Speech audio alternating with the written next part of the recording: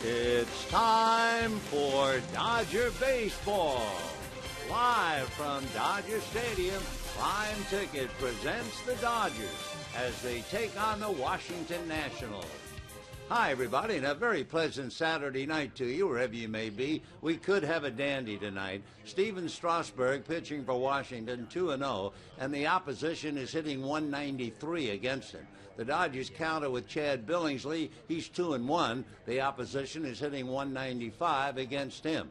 Add to that a 19-year-old so-called phenom by the name of Bryce Harper has been called up by Washington, and he'll be in the starting lineup playing left field tonight. For the night, at least, you have two front-running ball clubs. Washington, a game in front of Atlanta, and the Dodgers breezing along easily ahead of Colorado. So, pull up a chair. This might be a dandy. We'll get to it after this.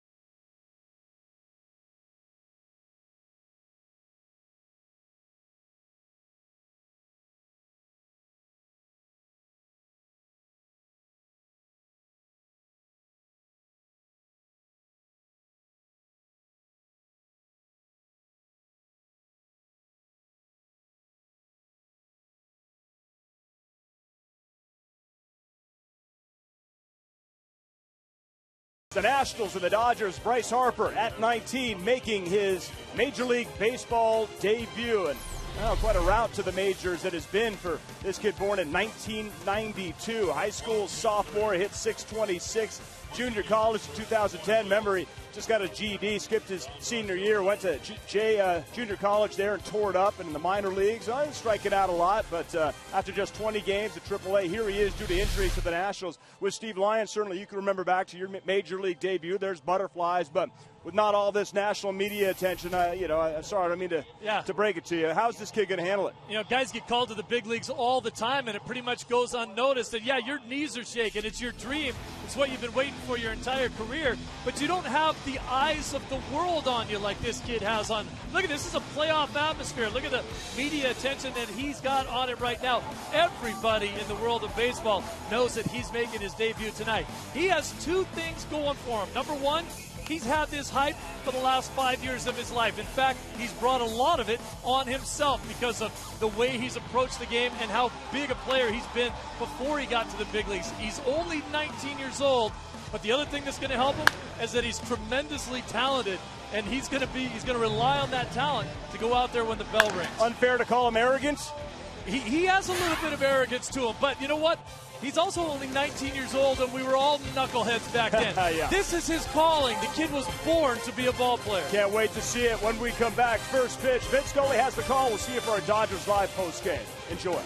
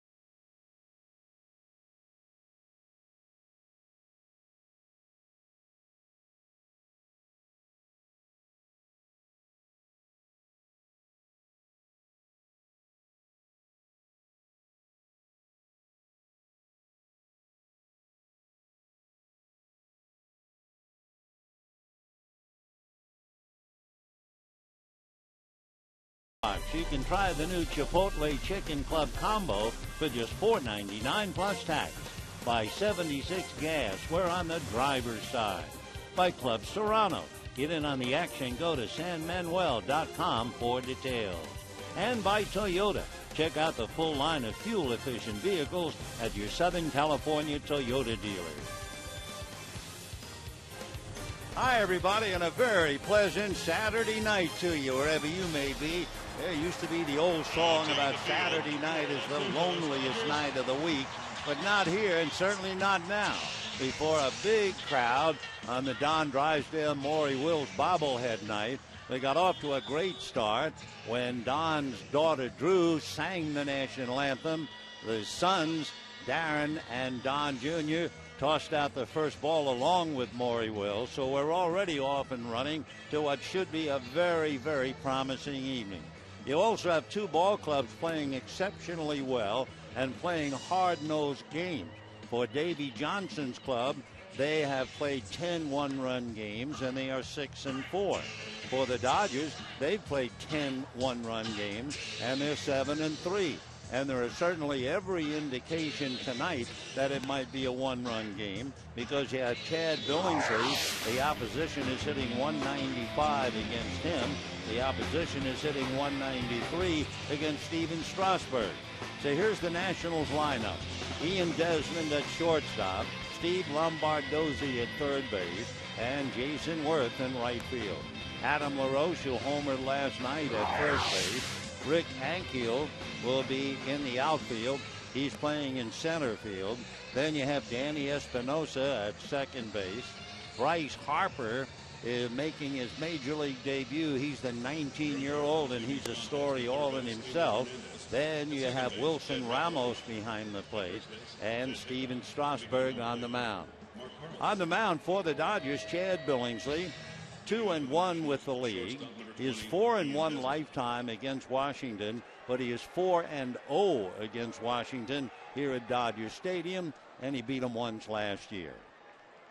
So Billingsley will be facing Ian Desmond, Steve Lombardozzi, and then Jason Worth. Desmond 0 for 4 in last night's game. Doesn't walk very often, even though he's in the leadoff spot, and loves to swing at the first pitch. Billingsley deals. Sure enough, it swung on and popped foul off first. Loney has a play, and James is there to make the catch. Let's take a look at the Dodgers at the leather. They shape up this way. Tony Gwynn, Matt Kemp, and Andre Ethier in the outfield, with Juan Uribe, D. Gordon, Jerry Hairston, and James Loney, and A.J. Ellis handling Billingsley. Hairston, a movable part, has played third base for Uribe. He's played left field for Rivera, and he's playing second base tonight to give Mark Ellis a rest. Here is Steve Lombardozzi, and the left-hand hitter takes a strike, and the count 0-1. Steve is a chip off the old block. We talked about him last night. His dad played in the big leagues. He swings, doesn't get the next, and the count 0-2. His father is also named Steve, and in the 1987 World Series, he helped the Minnesota Twins beat the Cardinals. His dad hit .412 in that series. The strike 2 pitch to Lombardozzi, fisted to Gordon. D is up with it, gets across to the infield in time. So quickly, 2 down in the first inning, and the batter will be Jason Worth. 71 degrees at game time as the former Dodger and Philly checks in at the plate. Jason Worth, who had a lot of tough breaks with the Dodgers, hurt his shoulder, broke his hand, but eventually it was all worthwhile when he signed that huge 7-year deal worth about $125 million. It put a little pressure on him, as you can well imagine, so that last year was an off season for Jason. But right now he's pretty much back on the beam, hitting .278, 2 home runs, 9 runs batted in. So Worth waiting. Billingsley to the windup and comes back and works it in there for a strike, and the count 1 ball and 1 strike. Worth, despite the fact being a power hitter, he's hit as many as 36. He will take a walk. He's not just up there to hack. The 1-1 pitch on the way, and that's inside. 2 balls and 1 strike. So Chad Billingsley knows he's facing a hitter who doesn't mind getting deep in the count. He's a lot like Chase Utley. 2-1 pitch is swung on and missed, and the count 2-2. So Jason Worth, at 6'5", 215-pounder, comes from a baseball family. His mom was a great athlete. The 2-2 pitch is fouled away. His mother competed in long jump and 100 meters Olympic trials. She was a world-class sprinter. And his dad was a star receiver at Illinois State. His grandfather played here for the Angels. That would be Dick Schofield. And his uncle, known as Ducky, played here for the Dodgers. And he drives one into the gap in right center for a hit. Over to cut it off is Ethier. Worth slips to a slide as he rounds first and gets back to the bag. So a 2-out single to right center. A nice play for Andre Ethier to flag it before it went to the wall. And the batter will be Adam LaRoche. LaRoche took Clayton Kershaw deep last night. He has 3 home runs, 16 runs batted in. Adam hitting .333. Clayton, who is rolling along in high gear, he's won 10 straight decisions and 12 straight at home. So here now is Adam LaRoche, another fellow who puts the first ball in play a lot, but the pitch is a strike on the outside corner. He's probably the most effective RBI producer in the lineup. He gets an RBI about every 4 at-bats. Hits the ball in the air a lot. And an 0-1 count to Adam LaRoche. Out of a stretch goes Billingsley. Back he comes, and that's low. Blocked nicely by A.J. Ellis. Adam LaRoche, a local boy in the sense he was born in Orange County. His dad pitched for the Angels, Dave LaRoche. His brother Andy signed with the Dodgers back in 2003. He was signed by the Braves 12 years ago in the 29th round. He's had a good career. Came up with the Braves in 04. Played with Pittsburgh, Boston, Diamondbacks, and the Nationals. 1-1 pitch is taken off the plate. 2 balls and 1 strike. As far as Billingsley is concerned, looking at his work, LaRoche has 2 home runs against him in the past and hitting .286. 2-1 the count. LaRoche with Rick Ankiel on deck. Billingsley out of a stretch. 2 out, first inning, no score. Worth at first base. And there's a one-hopper to the right of Hairston, who makes a sliding stop and then throws him out while sitting down. So Jerry has been doing exceptionally well. The rookie Bryce Harper will go out into left field. He'll be due to bat third next inning. And at the end of half an inning, no score.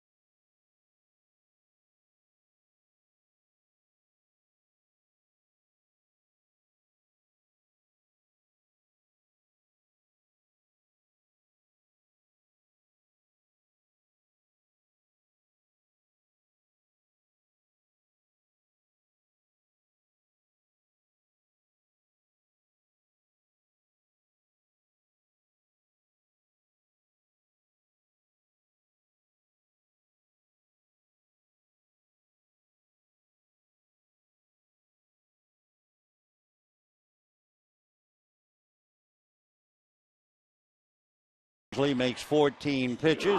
We'll take a look now at Don Mattingly's lineup. D. Gordon at short, Tony Gwynn in left, Matt Kemp in center, Andre Ethier in right, Gary Hairston at second base, James Loney at first, Juan Uribe at third, A.J. Ellis behind the plate, Chad Billingsley on the mound. On the mound for the Nationals, a fellow who made a lot of headlines and then had Tommy John surgery and fortunately has come back nicely, and that would be Steven Strasburg. Big fella, 6'4", 220. But when he went to school at San Diego State, he was 6'4" and about 250. So he worked hard, lost a lot of weight, and it has certainly paid off. He got some headlines even in college. He pitched a 1-hit shutout in college and struck out 23 of the 27 outs. Steven Strasburg working now on D. Gordon, and the young right-hander's fastball in for a strike. In his last start, and Gordon and all of the Dodgers have to remember, for Strasburg's last start, he got 2 strikes on 15 of 22 hitters. The next pitch is inside, and a 1-ball, 1-strike count. So Strasburg coming in with good numbers and leading the pack. 2-0, an earned run average of 1, and his 1-1 pitch is inside, ball 2, 2-1. Strasburg's earned run average is 1.08, and he has walked 6 while striking out 25. So the right-hander's 2-1 pitch on the way. Gordon hits a comebacker. Strasburg runs towards first, underhands for the out, and just like that, 1 away in the first inning. And the batter will be Tony Gwynn. Interesting that Tony Gwynn Jr. would be coming up to face Strasburg. Strasburg in college threw his first career no-hitter against the Air Force at Tony Gwynn Stadium.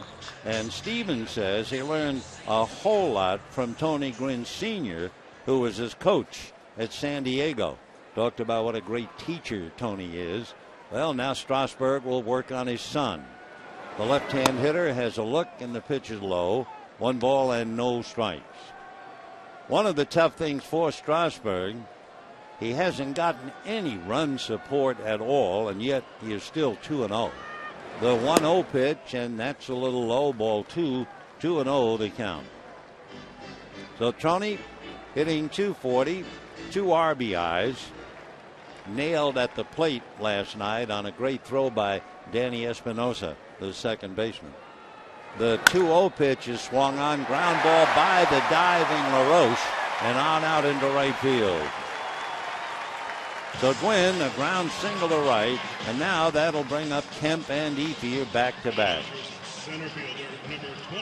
Anybody who saw the game last night, especially if you watched it on television, we show that because we were able to show his reactions.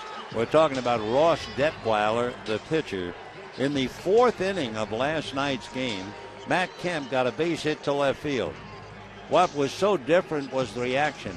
Detweiler had a look as he looked at his catcher as if to say, I can't believe he hit it. And then Ross turned and looked at Matt Kemp with the same look, total disbelief. The pitch was inside, down, out of the zone, and Matt was still able to bang it into left field.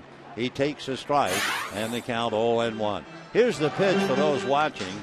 And Detweiler looked at his catcher, then looked over and said, how in the world could he have hit that pitch? But Matt is in his zone, and I'm sure Ross Detweiler talking about that sequence to Kemp last night. So Matt hitting .452, 10 home runs, 23 RBIs, takes low and inside, 1 ball, 1 strike. For Washington, as so many other clubs, they are trying to pound inside to Matt Kemp. 1-1. Strasburg will be 24 in July, so he's just starting out. Throw to first, not in time. Gwynn diving back to the bag. For Strasburg, comforted by the fact history has shown, especially with Tommy John, who had the first operation, TJ, as they called him, won more games after the operation than he had won before. And Strasburg is starting out 2-0 this year as Kemp a big swing and a miss, and the count 1-2.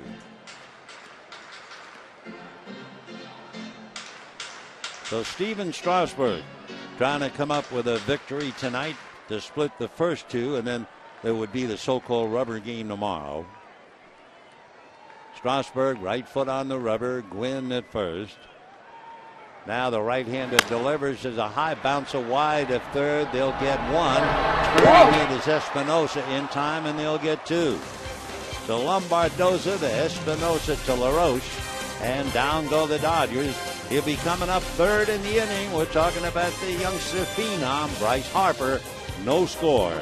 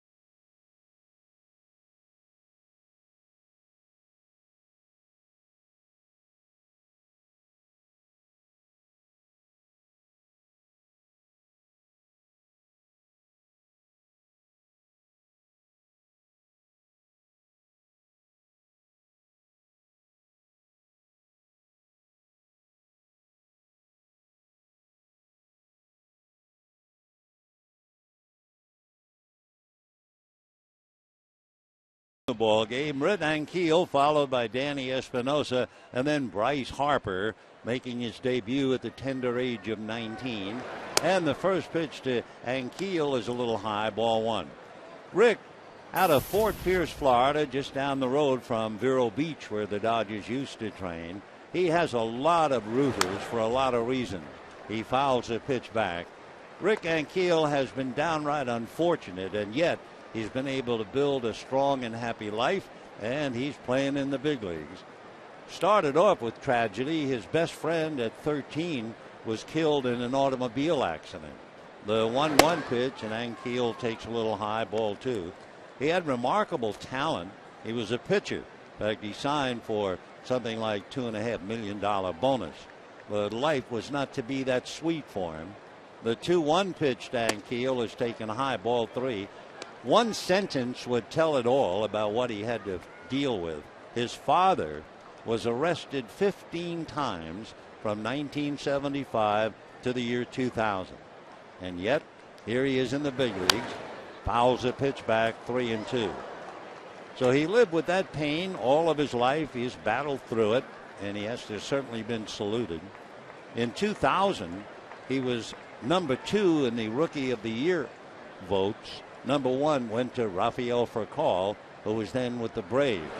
3-2 pitches fouled away.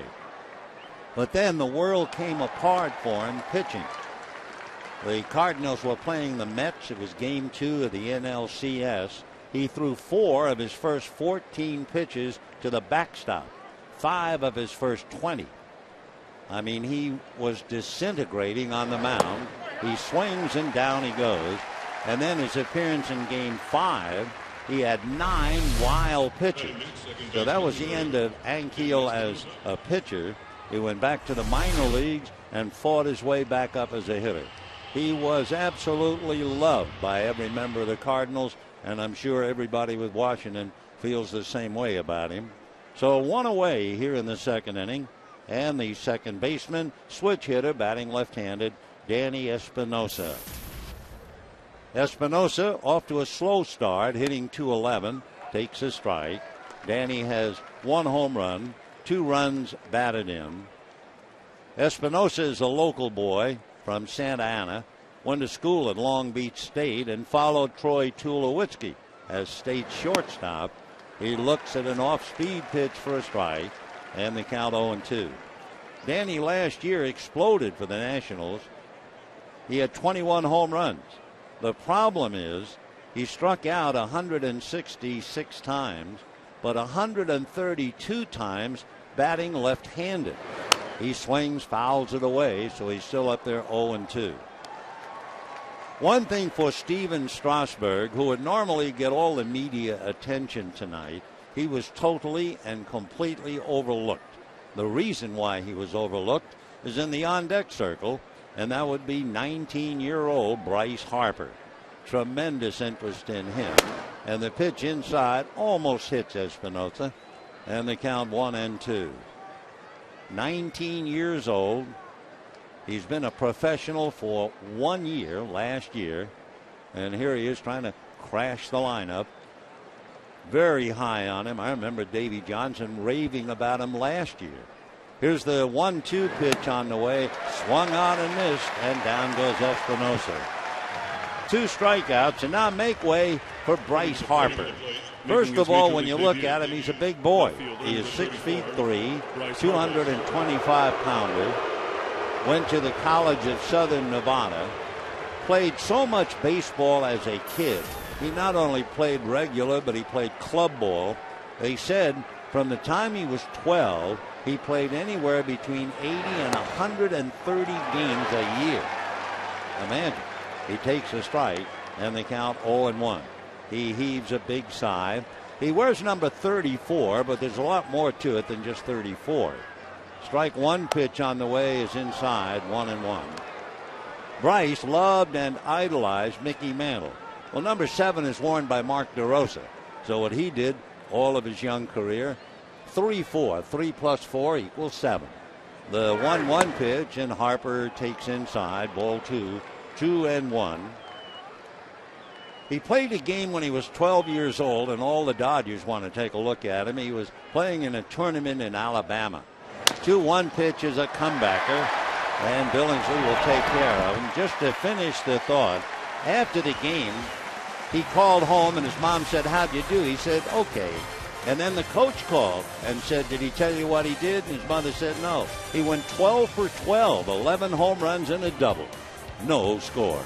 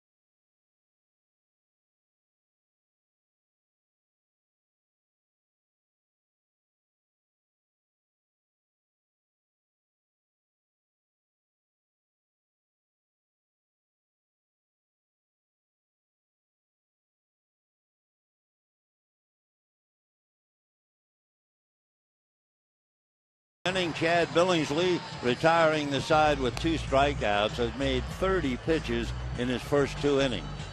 So now the Dodgers will have Andre Ethier, followed by Jerry Hairston, and then James Loney. Andre Ethier hitting .290 against left-handers and came up last night against a very good one, Ross Detweiler, after Kemp had a 2-out single. And Ethier hit a pretty good breaking ball, and he hit it into the Nationals bullpen for a home run.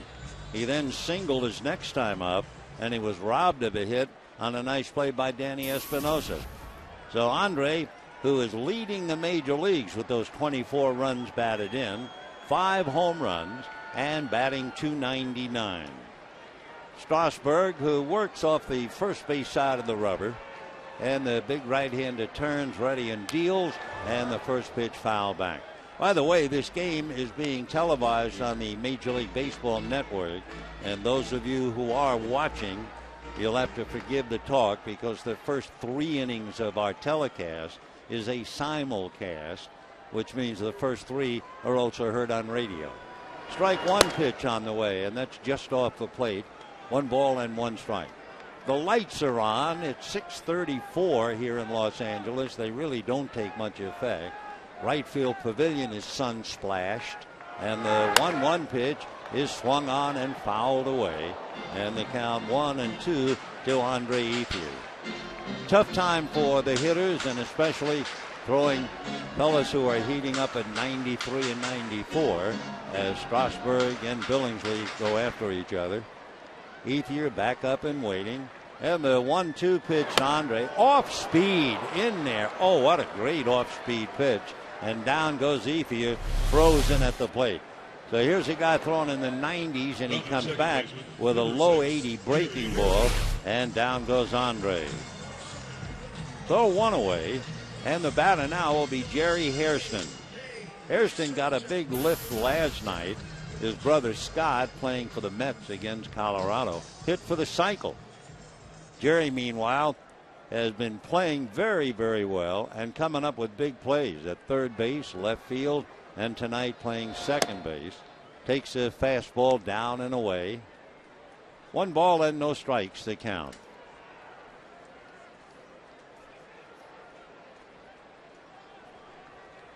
Steven Strasburg on the rubber, turns ready, and the 1-0 pitch on the way. Hairston swings and fouls that away, and a 1-ball, 1-strike count. Jerry facing Steven Strasburg, who really made the headlines just before midnight, August the 17th, 2009.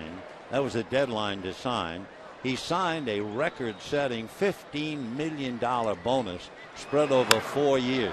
Hairston a fly ball, Bryce Harper coming up and makes the catch for the out. So Hairston a fly ball, 2 down in the second inning, and James Loney will be the hitter. James Loney. The very first hit that Strasburg ever gave up was in the Arizona Fall League, and it was interesting. He gave it up to a fellow named Thomas Neal in the Giants organization. What made it interesting, Neal and Strasburg had played on the same traveling squad when they were 11 years old. And baseball is that kind of a world. So here's Loney hitting .207. He has a home run, 4 runs batted in. Strasburg ready, delivers, fastball a little low, ball 1. Loney last night going up against a tough left-hander went 0 for 4, unable to hit the ball out of the infield and struck out once. The 1-0 pitch on the way, James takes the breaking ball strike, and the count 1-1. Loney is hitting .238 against right-handers, .125 against left-handers, and Strasburg looks in to get a sign. Now the 1-1 pitch on the way is swung on, popped in the air, foul off third. Lombardozzi coming over, no play. 1-2. Interesting, when Tony Gwynn was trying to help Steven Strasburg at San Diego State. Tony, of course, was a great hitter. So you say to yourself, well, how does Tony, the senior, teach a pitcher about playing baseball? Well, he taught him how hitters think. Loney swings, fist swung, a little flare into right field. He will take it for a base hit.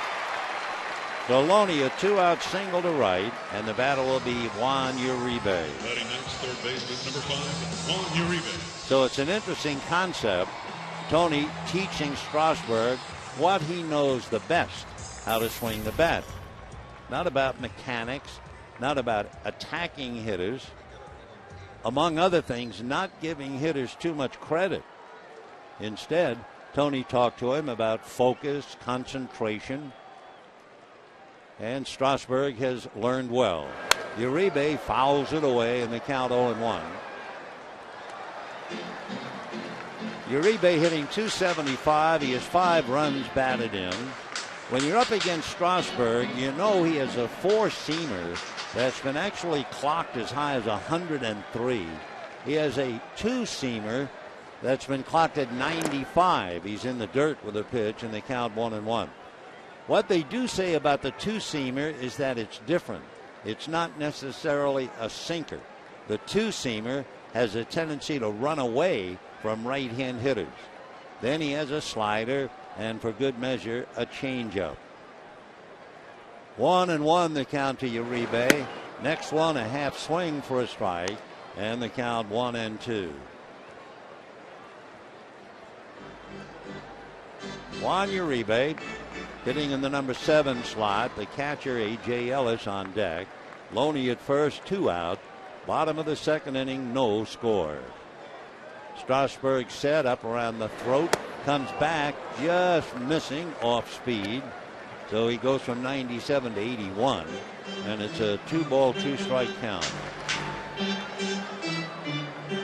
Strasburg is usually very quick coming to the plate as Ellis waits on deck. 2-2 pitch, fastball hits him, I believe, on the arm. So Juan Uribe is nailed, but he did have protection on the left elbow. You don't see it. It's under his shirt, and it got him right on that protected area. Otherwise, he'd have really been hurt. So Uribe takes a lick and goes to first. And just like that, 2 on, 2 out. And the batter will be A.J. Ellis. Young A.J. Ellis has done very well in that number 8 slot. Among other things, he's a tough out. He has walked 10 times. That's a lot for a number 8 hitter. So 2 on and 2 out. Here's A.J. hitting .271. Strasburg's fastball in for a strike. Fastball, I should say, clocked at 97. On deck, Chad Billingsley. Dodgers have Loney at second, Uribe at first with 2 out. Strasburg out of a stretch, and the strike 1 pitch in there again. So A.J. in trouble, 0-2, saying something to Mark Colson, and I'm sure not congratulating him on a great call. But as a wise young catcher, he knows it's better not to argue with the plate umpire. You want to get everything you can possibly get when you're catching. So A.J. waiting, done very well getting on base. This time he holds up, they'll look, and a swing, says Ed Hickok. So out on strikes is A.J. Dodgers lead 2, and we have 2 innings in the books. The Nationals nothing, and the Dodgers nothing.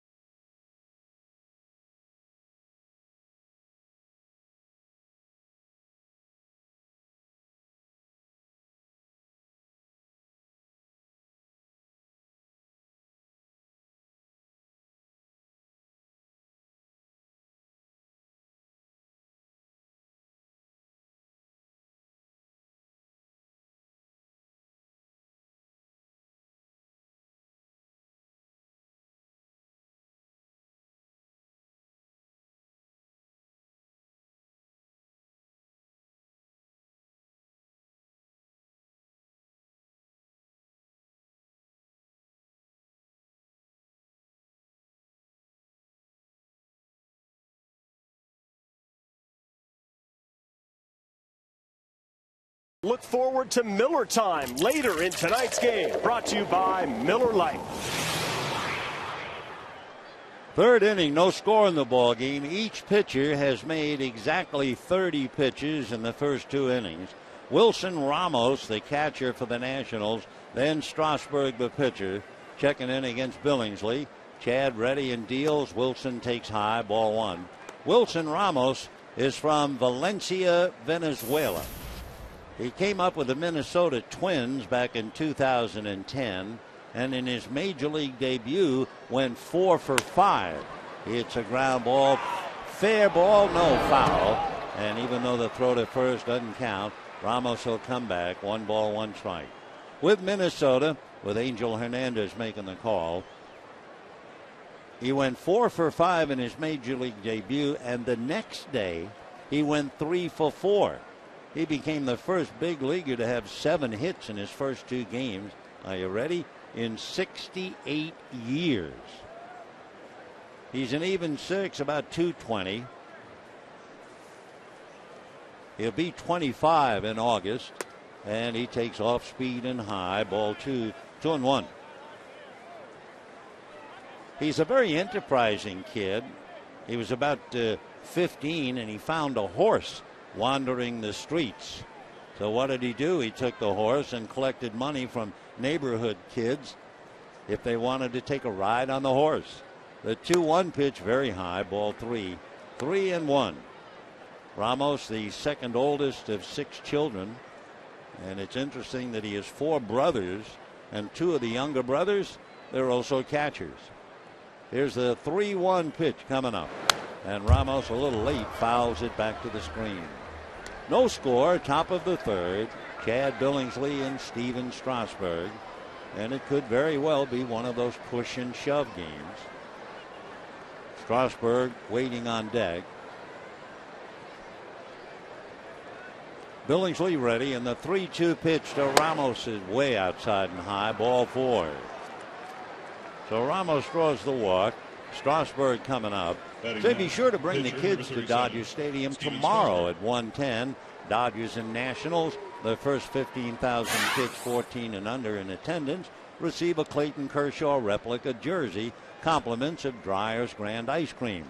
For tickets, be sure to go to Dodgers.com/promotions.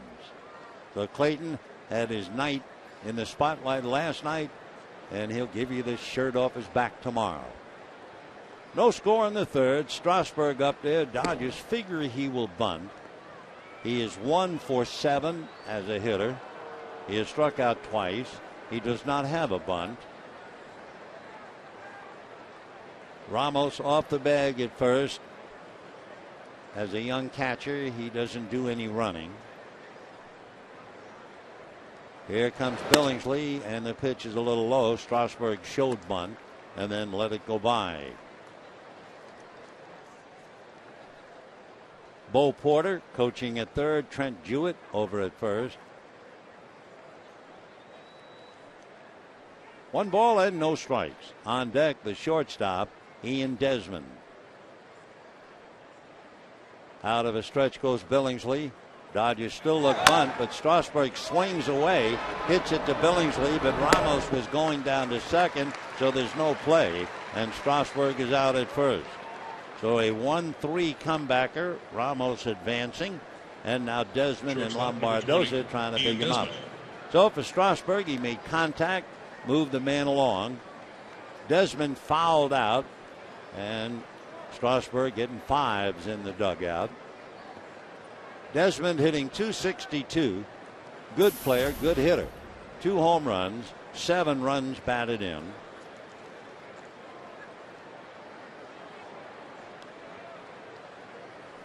Billingsley out of a stretch. A look back at Ramos, and the pitch to Desmond swung on viciously and missed.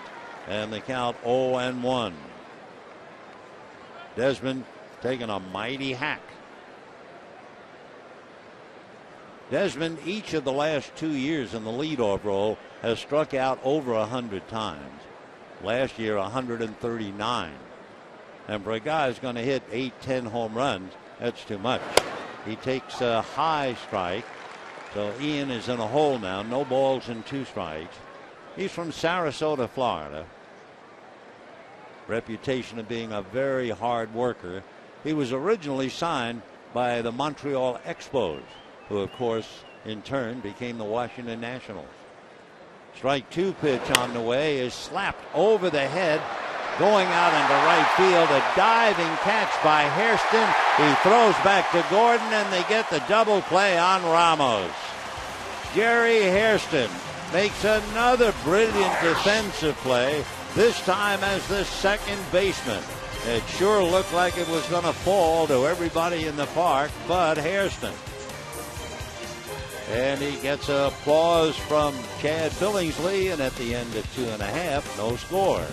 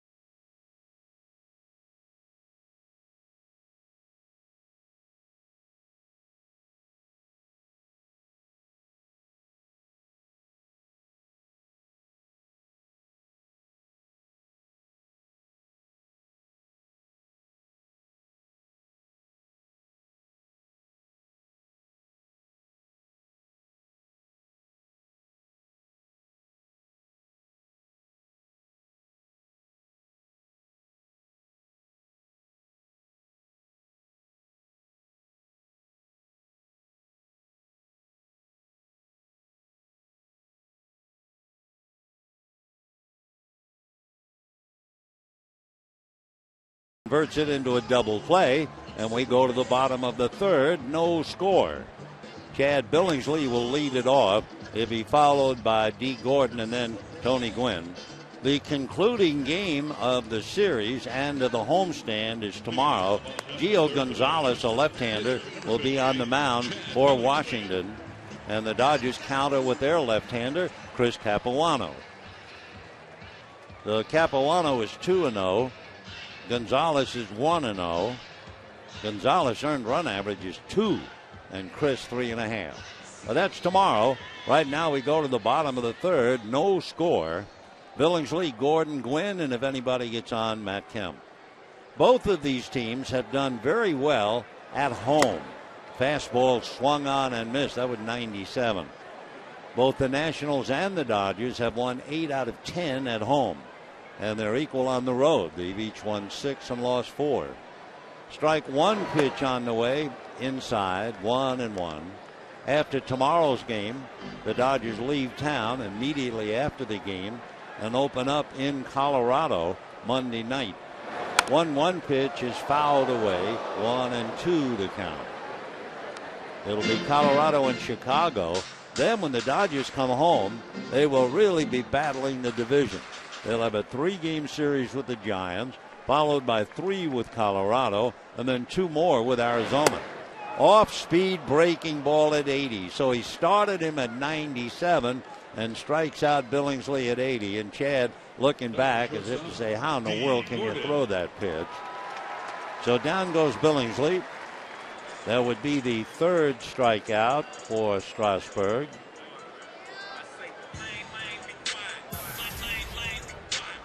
And the batter is D. Gordon, hit back to the box in the first inning. Gordon hitting .221, 4 runs batted in. Strasburg's first pitch, fastball very high at 96. 1 ball and no strikes.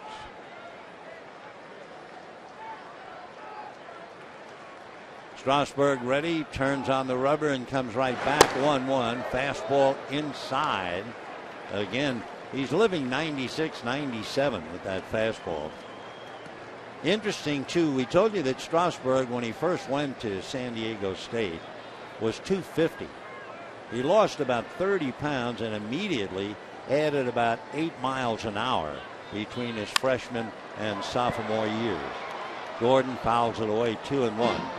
So that all of a sudden, in his sophomore year, he was hitting 101. Was one reason? Steven's mom, Kathleen, is a retired dietitian. Here's the 2-1 pitch, and Gordon sprays that foul upstairs off to the left, and the count 2-2.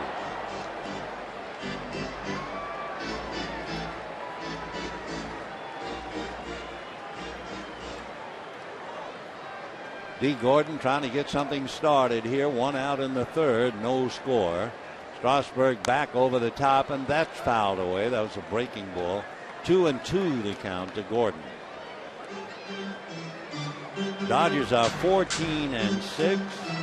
They're in first place, 3.5 games in front of Colorado. The Nationals are 14-6, 1 game in front of Atlanta. Gordon, a ground ball to Adam LaRoche. He will feed Strasburg coming over. Close play because Gordon never gives up. He went charging down the line, but they get him. So 2 down, and Tony Gwynn coming up. Left fielder, number 10, Tony Gwynn Jr. Tony Gwynn single to right field in the first inning. So Tony 1 for 1.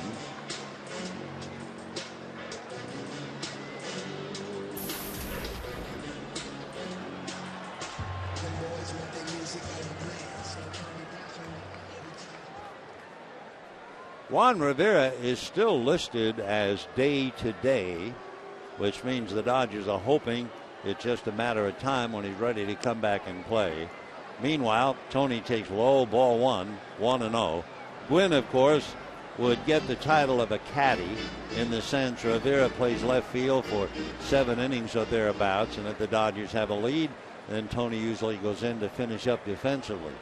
The 1-0 pitch on the way. Gwynn hits a fly ball to shallow left center. A trio of Nationals. It will land amongst them with a flare single. So Tony Gwynn drops one. He and Desmond went out. Bryce Harper came over. Rick and Keel came in, but it landed amongst them for a 2-out single. So Desmond going deep. Ankiel let him come. Harper could not get it. Desmond tried, and Harper had to peel away as well. So the shortstop really gave it a try, and the outfielders, figuring he's coming out there, let him try, but he couldn't handle it. So Gwynn will take it. Pop fly single. He's 2 for 2. And more importantly, that brings up Matt Kemp, who banged into a double play in the first inning. Throw to first. Gwynn back on the bag. For Matt Kemp, basically a fly ball hitter. He has grounded into 2 double plays. First pitch to Matt. He backs off on a good breaking ball that drops in for a strike. 0-1 the count. Steven Strasburg has allowed 3 hits. The Nationals have 1 hit, a single by Jason Worth against Chad Billingsley. Time for the moment. 0-1 the count. Now Matt back up and looking. Strasburg peering in out of a stretch. Gwynn takes his lead at first. Next one to Matt, down and away. 1 ball and 1 strike. The only sunshine is in the upper deck down the right field line. The field is dark, and the lights have not really taken effect because we still have that magnificent blue sky up ahead. So it's got to be a little tough. Imagine looking at a 97-mile-an-hour fastball, which is what Kemp gets, and he swings and misses. 1-2 the count.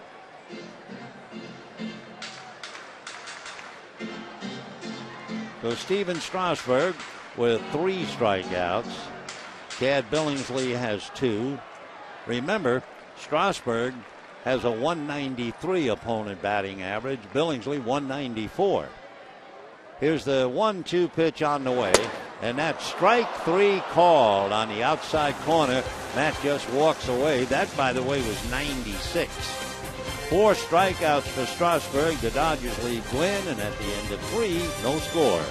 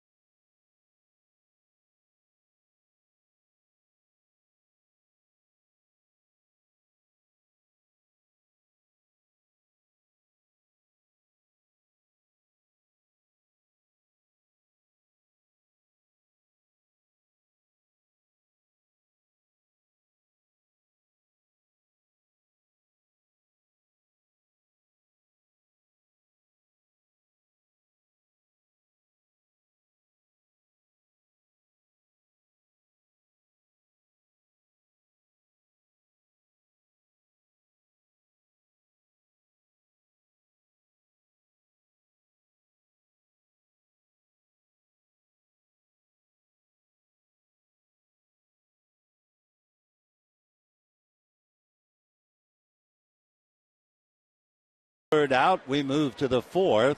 No score in the ball game. Lombardozzi, Worth, and LaRose, second time around for Chad Billingsley. And his first pitch, big slow curveball. That was in the 70s. 1 ball and no strikes. Lombardozzi trying to hold down the 4th for the All-Star third baseman, Ryan Zimmerman. Instead, a little chopper to the right side, and Hairston throws him out. This Washington ball club figures to get a lot better when they get healthier. In other words, right now, Davy Johnson is short. He doesn't have Ryan Zimmerman. He's out with a bad shoulder. He had a cortisone shot. They hope he'll be back soon. He's also without his big outfielder, Michael Morse. Morse has a bad back. Don't know when he'll be coming back.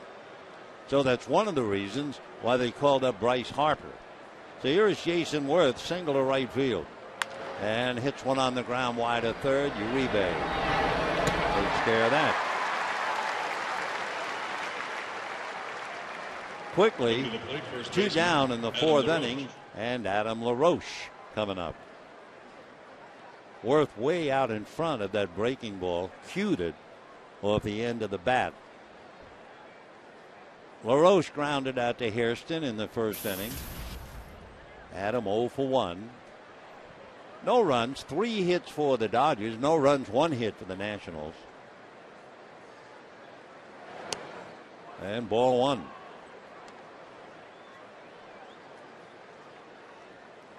Nationals have a little 2-game losing streak.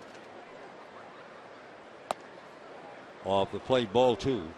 2-0 they count to LaRoche. Adam, as we mentioned, was born in Orange County, but he has a big ranch in Kansas, and he lifts one to right center field. King says he'll take care of it, and true to his word. So 1-2-3 inning for Chad Billingsley, and at the end of 3.5 innings, no score.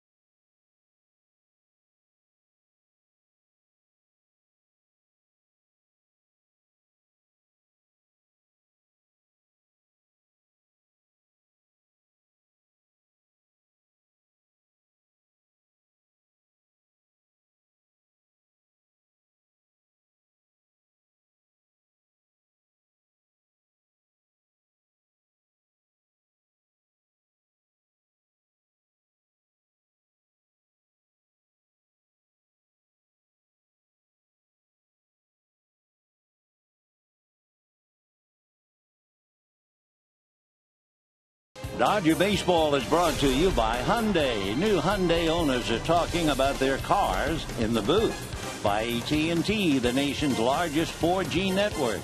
AT&T, rethink possible. By CarMax, start the search for your next car at CarMax. Start here. And by Dodge.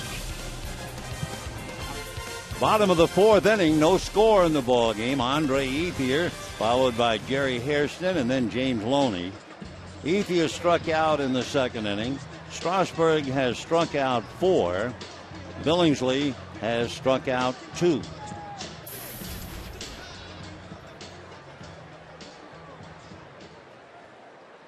Andre off to a tremendous start. 24 RBIs, playing in his 21st game.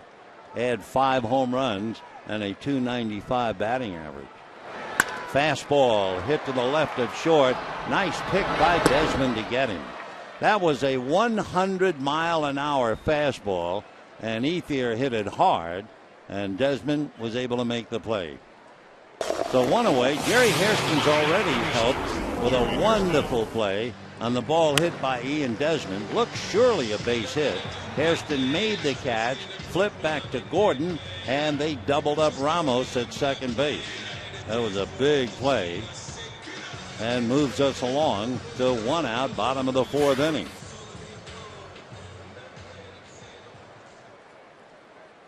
Hairston flied to left in the 2nd inning. Ball 1. Strasburg throwing very hard, 99 after a 100-mile-an-hour fastball to Andre. No score, 4th inning, 1 away. 2-0 the count to Jerry Hairston. Hairston with Loney to follow. Dodgers with 4 left-hand hitters in the lineup against Strasburg. 2-0 pitch in there. Gordon and Gwynn up top. Ethier and Loney separated by Hairston. Strasburg has made 50 pitches. The 2-1 pitch on the way. Hairston swings, doesn't get it, staggers across home plate. 2-2.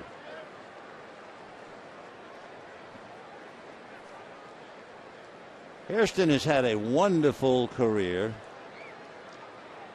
Hard working and so valuable. Doesn't get that one. That was in the high 90s. So Strasburg is throwing hard, throwing strikes. He has 5 strikeouts. And the batter will be James Loney.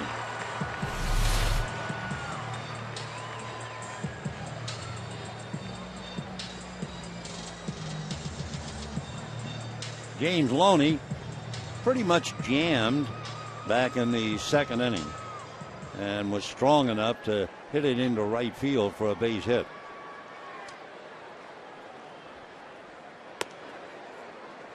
Off speed and away. 1 ball and no strikes.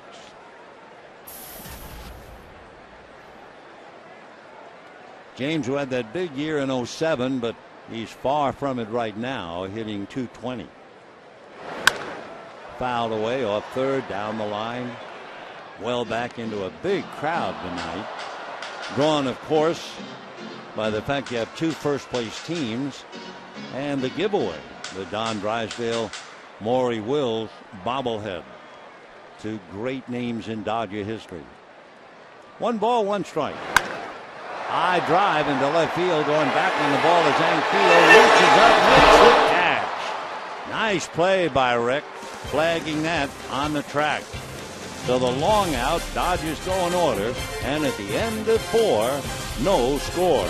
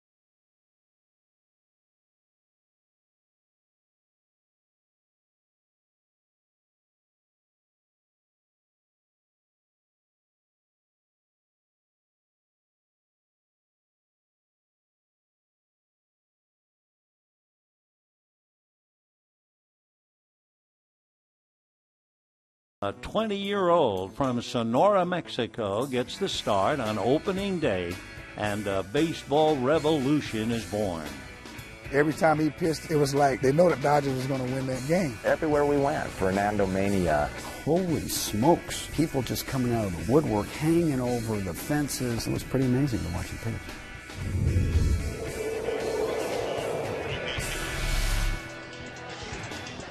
Talking about fixtures here at Dodger Stadium, Fernando Valenzuela, known to every member of the team as Freddie. You never hear anybody outside of that call him Freddie, but that was it. Freddie is here, and we're certainly thankful after the tremendous contributions In fact, at the end of the inning, we'll talk a little bit more about Fernando. Meanwhile, here is Rick Ankiel, who made that wonderful play on that long drive by Loney, going to the fence and making the over-the-shoulder catch going away. Then Danny Espinosa, and then Bryce Harper. 1-1.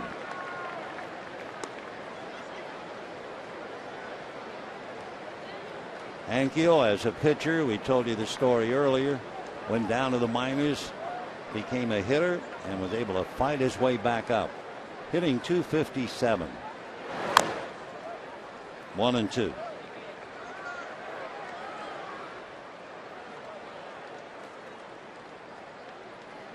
Ankiel will be 33 the middle of July. 1 ball, 2 strikes. 2-2.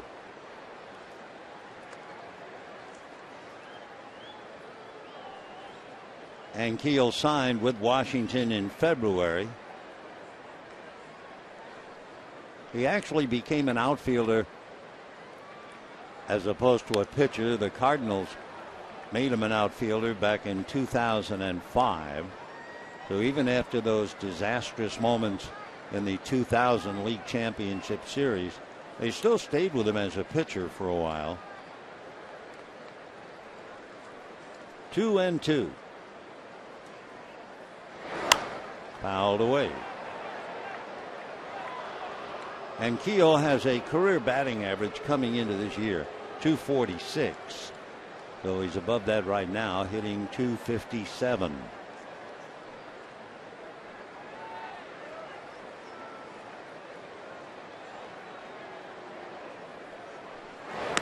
In the dirt, 3-2.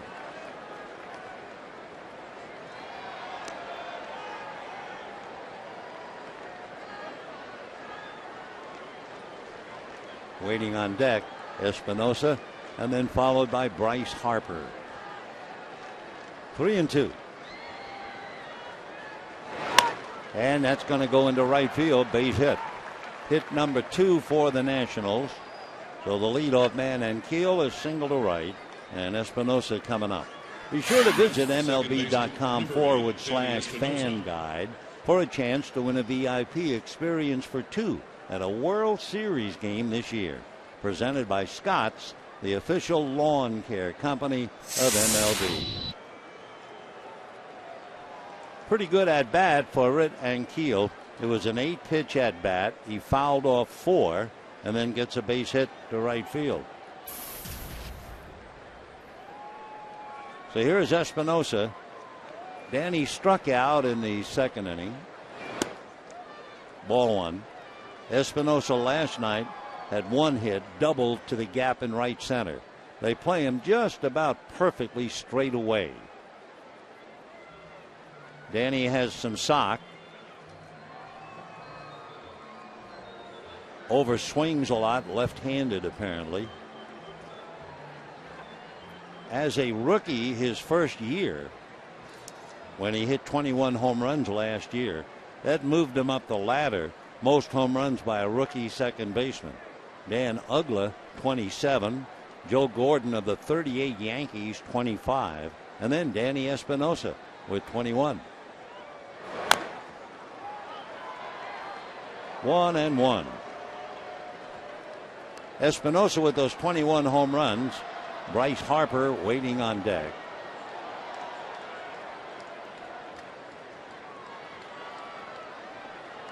Among other things last year, even though Espinosa hit all those home runs, he was 3rd in the league in bunts. He had 6 bunt singles.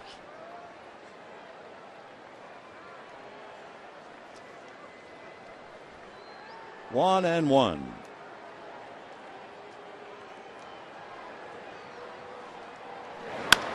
And that's going to go down the left field line, slicing foul and out of play. 1-2 the count.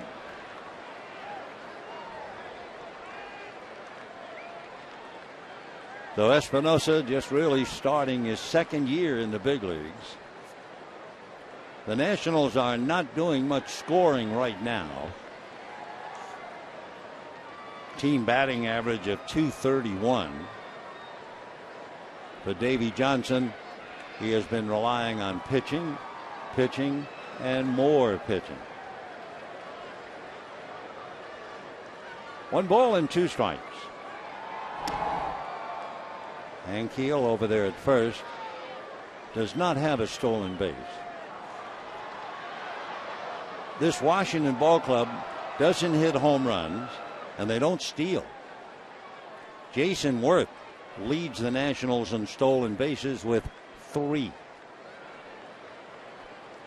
1-2.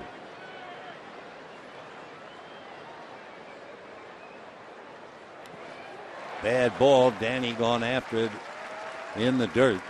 Down he goes. So again, that's been his big problem. And now here is Bryce Harper. We were talking about him earlier. Harper is 19 years old. He won't be 20 until the middle of October. Lives in Las Vegas. He was playing T-ball when he was 3, playing against 6-year-olds. One reason to play with his older brother Brian. Nationals selected him in the 31st round, but he opted to go to Cal State Northridge, and eventually he was a first-round pick. Played football for a while. He's certainly big enough, 6'3", 225. Told you about that game in Alabama, 12 for 12 during the tournament, 11 home runs and a double. And line foul, 0-1 to count. Bryce did some volunteer work in high school. He's a Mormon. He had a high grade point average. Tries to model his game after Mickey Mantle and Pete Rose. And we told you about his numbers. His mom is a paralegal, and his father is a steel worker. Believe they're sitting downstairs with Scott Boras. 1 ball and 1 strike. There they are. Ron and Sherry Harper. Ron is a steel worker. Mom is a paralegal. You can imagine you got to be dying a little bit inside watching their son in his debut. 1-1. I didn't think Harper did it when he got into the box. I should have been watching. What he normally does is he put, at least in the minor leagues, he would put the bat down on the ground. He would move up in the box and pick up a handful of dirt, rub his hands together, then he would pick the bat up and check in. It was almost as if he was defiantly saying to the pitcher, home plate belongs to me. Little fly ball, shallow left, coming up for it is Green. So Bryce Harper hit back to the box, fly to left. He's 0 for 2, and the batter will be Wilson Ramos. You wonder what it's like to be 19 and making your major league debut in Dodger Stadium.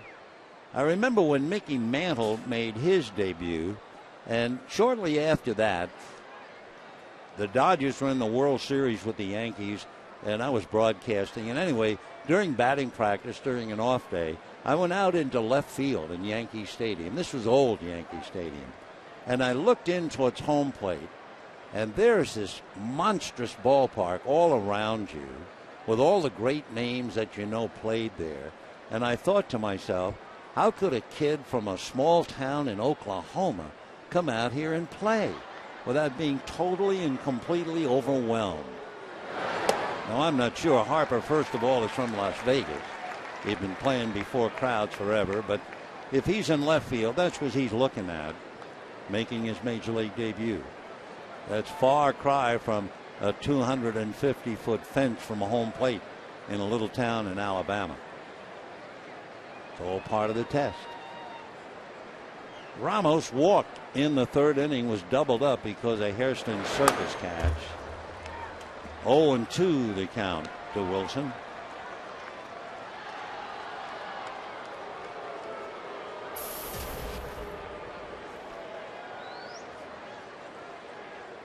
Ramos. You may remember he was a headline, not for something he did on the field. I just realized it. Remember when he was kidnapped? Yeah. In November of last year in Venezuela, Ramos was kidnapped. 4 armed men went to his home. His home is about 90 some odd miles west of Caracas, and they took him away in a SUV at 6:45 p.m. He had been home minding his own business with his father and brothers, and they just took him away.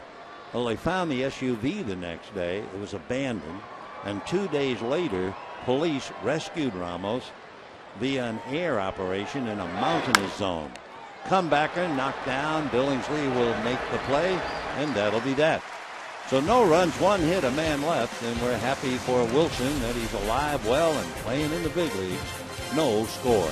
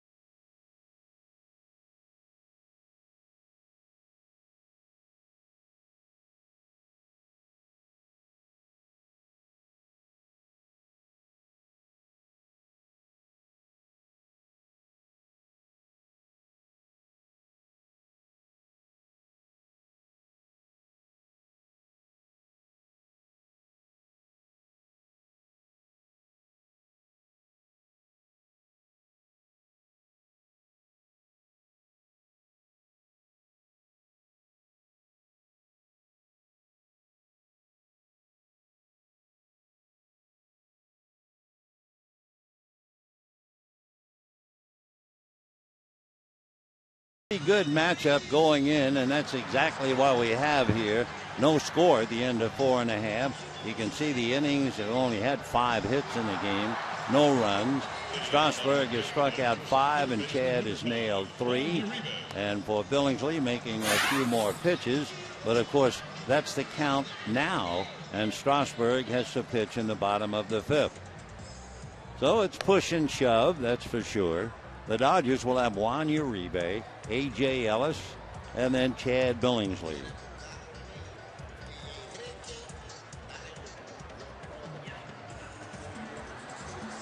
Juan Uribe hit by a pitch on that left elbow.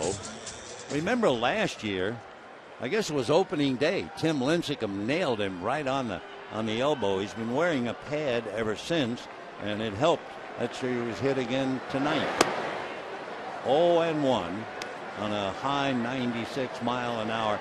I think the way the ball acted, that might have been the two-seamer. Remember we mentioned earlier, his two-seamer doesn't necessarily sink. It has a tendency to tail away from a right-hand hitter. 1 ball and 1 strike.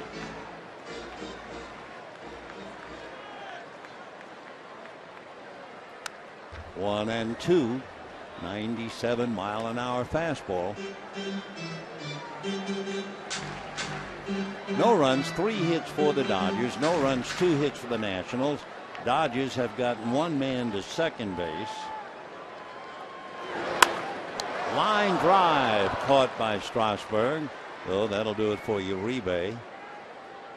1 out in the 5th inning. By the way, you know the most affordable ticket package at Dodger Stadium is available for select Wednesday and Sunday Dodger home games.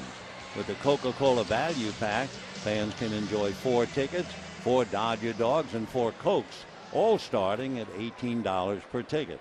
So for tickets, visit Dodgers.com/specials. Well, here's A.J. struck out in the second inning. And a strike.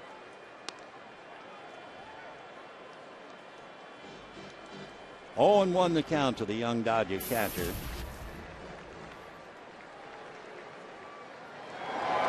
And drops that breaking ball in, strike 2. Remember that note we told you about Strasburg his last game?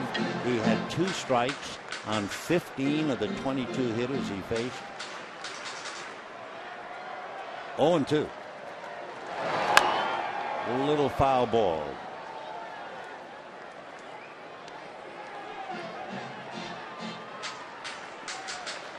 One away, 5th inning, no score. On deck, Chad Billingsley.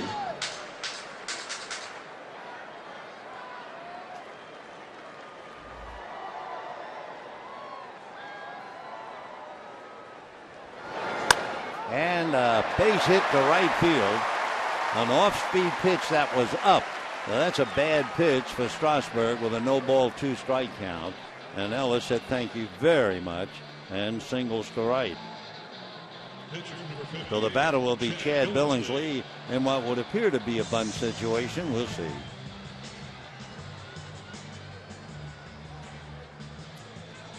Dodgers now with 4 hits. Lombardozzi is even with Bagg at third. LaRoche ready to push off at first.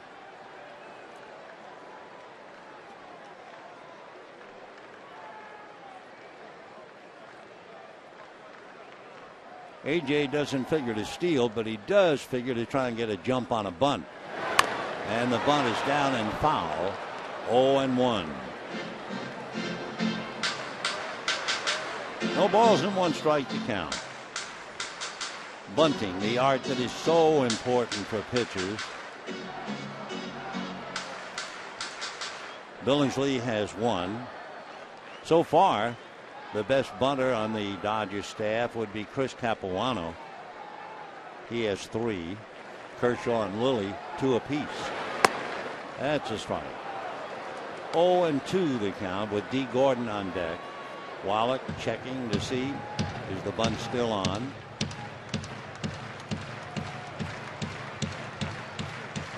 No balls and 2 strikes. 1 out, 5th inning, no score. Just off the plate at 97.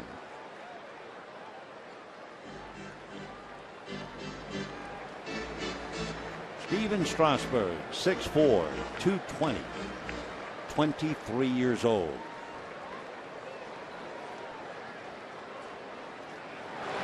Breaking ball, bunted, missed, first base occupied, he's done. Strike 3. That would be 6 strikeouts now. So a big out for Strasburg, and now D. Gordon. Gordon is 0 for 2. He hit back to the box and he grounded to LaRoche.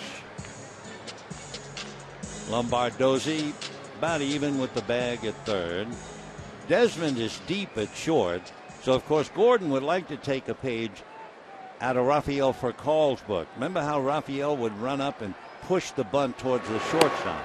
That's a strike. And with Gordon's speed, if he is ever able to push it through the space between the third baseman and the pitcher's mound, there's no way you can get him. 0-1. 0-2.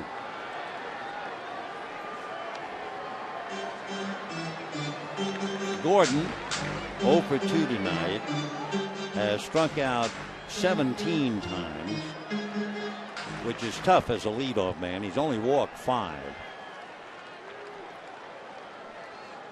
Ellis at first, 1-2 the count. Strasburg will lead it off for Washington in the 6th inning. As a kid growing up in New York, I heard it all the time. First in war, first in peace, and last in the American League. The Washington Senators line drive, speared by Strasburg. That's the second bullet he's handled tonight. The other off the bat at Uribe. So no runs, a base hit, a man left at the end of 5, no score.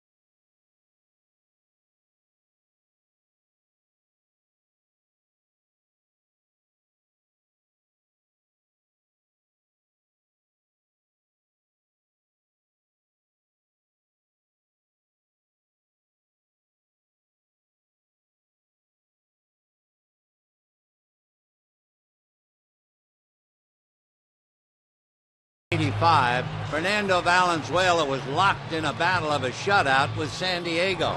For 8 innings, he had pitched a shutout. That gave him 41 consecutive scoreless innings. But up popped the devil. Tony Gwynn hit a home run, and San Diego beat Fernando and the Dodgers 1-0.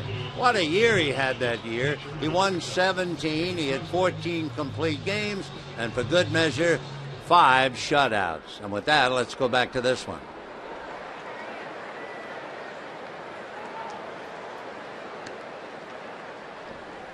No score. And the combatants go head-to-head now. Strasburg going up against Billingsley. Strasburg hit back to the box in the 3rd inning. 0 for 1. And promptly slaps it into right center. Not only a base hit, that's going to go to the wall. And Strasburg into second base, standing with a double. So opening up the 6th, Strasburg doubles to right center. Shortstop, number 20, Ian Desmond. That is only the 3rd hit that Billingsley has allowed. So now let's see how Washington plays it. Desmond trying to get his pitcher along. Will they have him swing or bunt? He fouled out in the 1st inning, and you may remember he hit that flare to right, and Hairston made a great catch and doubled up Ramos off second base. The bunt, and he fouled it. Desmond in the leadoff role does not have a bunt sacrifice. Bo Porter passing the message along from Davy Johnson. Davy Johnson, who was 9 years old in Florida, and he was the bat boy of the Washington Senators. And here he is coming in as the manager of the Nationals. Remember, Washington has come and gone. There was a very established Washington Senators. They eventually moved to Minnesota. There was a Washington Expansion Club. They eventually moved to Texas. And then the Montreal Expos moved to Washington. Fastball, 1-2.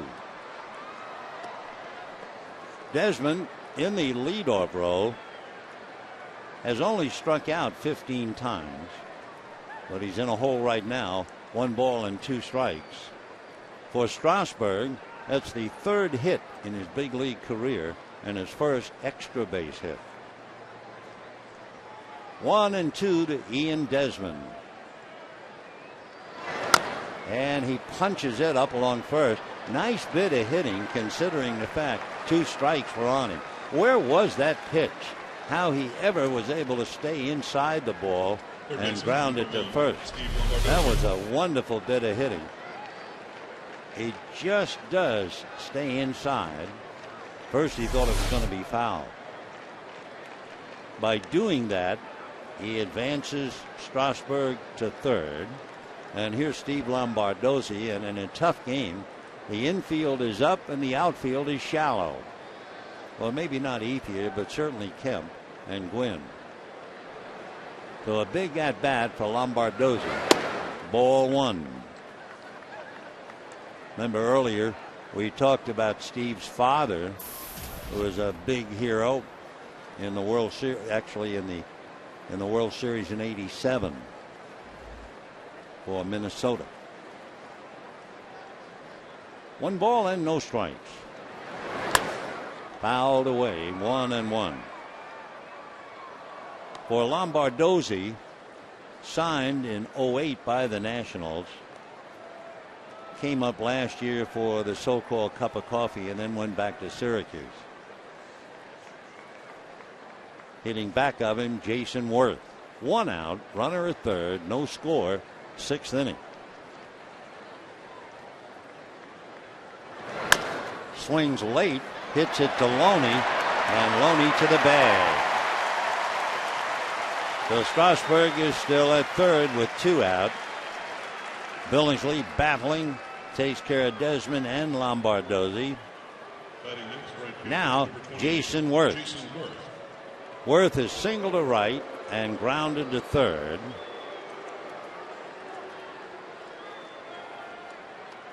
Jason, who was with the Dodgers back in 2004 and 2005, got all banged up, crashed into the wall in Colorado to hurt his shoulder, then had his hand broken in spring training, the very first pitch he saw in spring training, and that did his career in for the Dodgers. But then new life with Philadelphia, and ball one.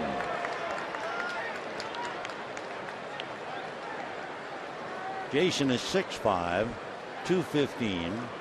He'll be 33.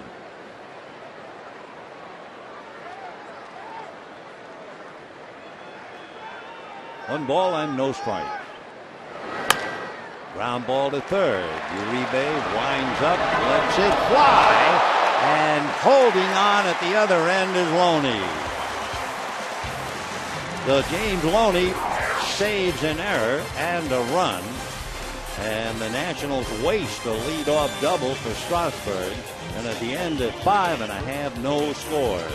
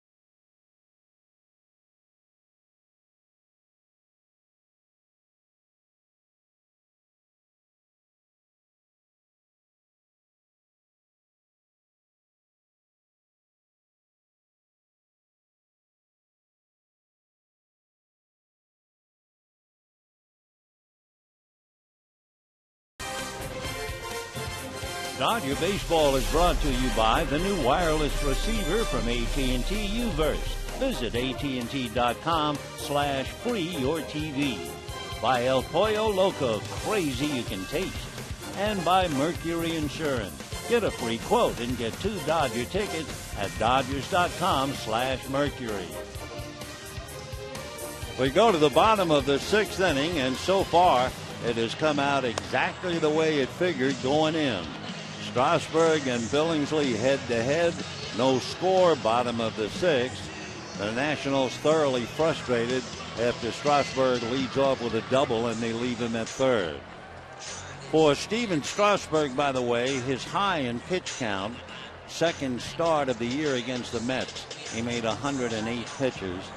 Right now, as he takes the mound, he has made 71, going up against Gwynn, Kemp, and Ethier.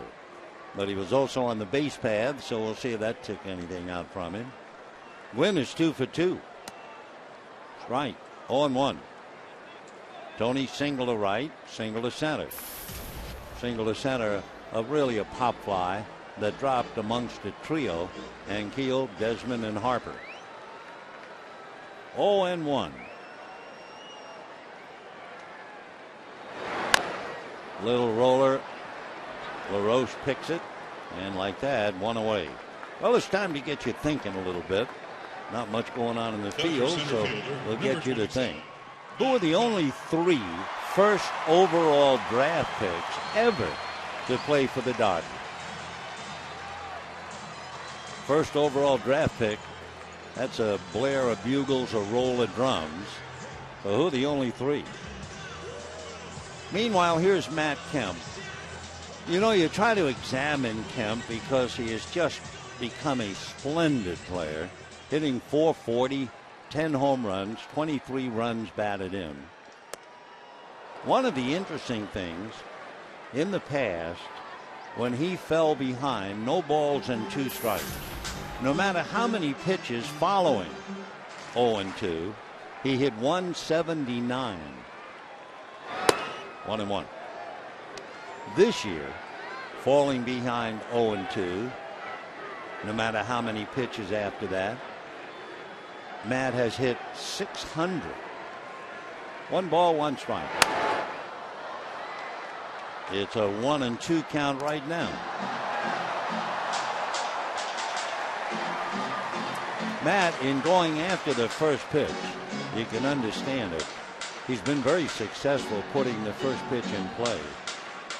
He's been hitting .429 in his career. 1-2. Going after the breaking ball. Still 1-2.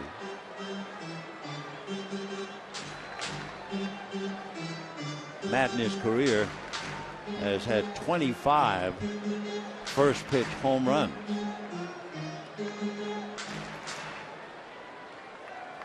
One and two the count to Kemp. 1 out, bottom of the 6th. No score. High fastball at 99, and Matt went after it.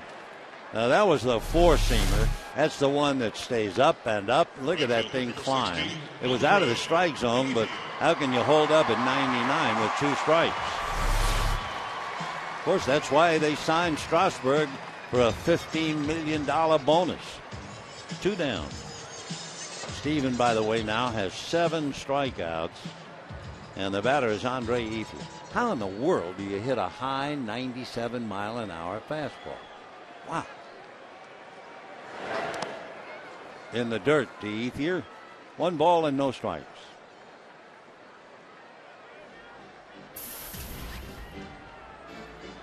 Andre struck out, grounded to short. When the Nationals come up in the 7th, they'll have LaRoche and Keel and then Espinosa, all left-hand batters. Off speed, in the sense he dropped from 99 to 90. 1-1.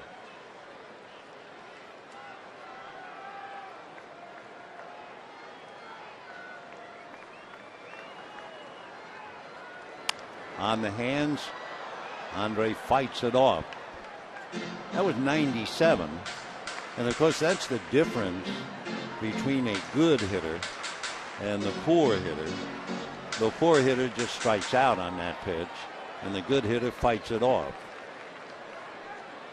1-2. And chased one in the dirt. Ramos has to get the angle and throws him out. 8 strikeouts for Steven Strasburg. Dodgers down in order at the end of 6. No score.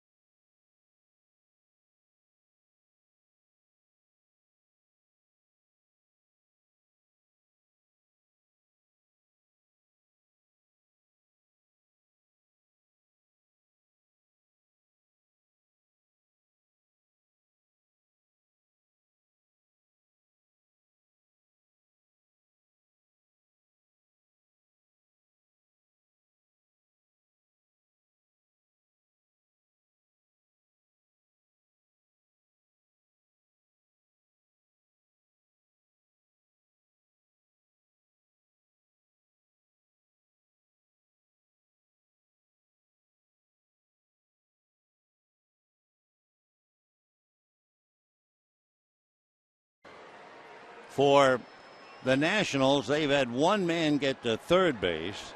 The Dodgers have had one man get to second base.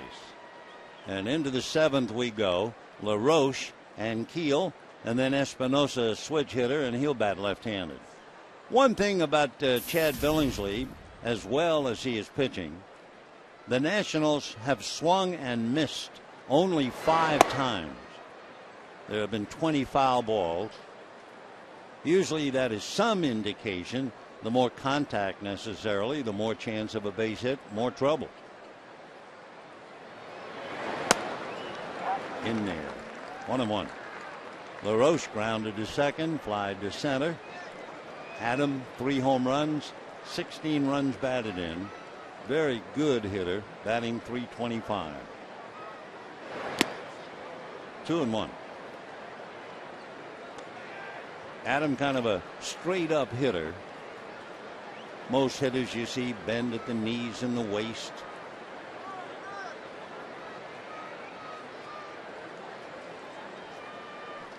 Two and one. And ball 3. Adam, being a first baseman, and he has that big ranch in Fort Scott. The name of the ranch, E3, like era first baseman. And a drive to right, carrying towards the seats and in the seats.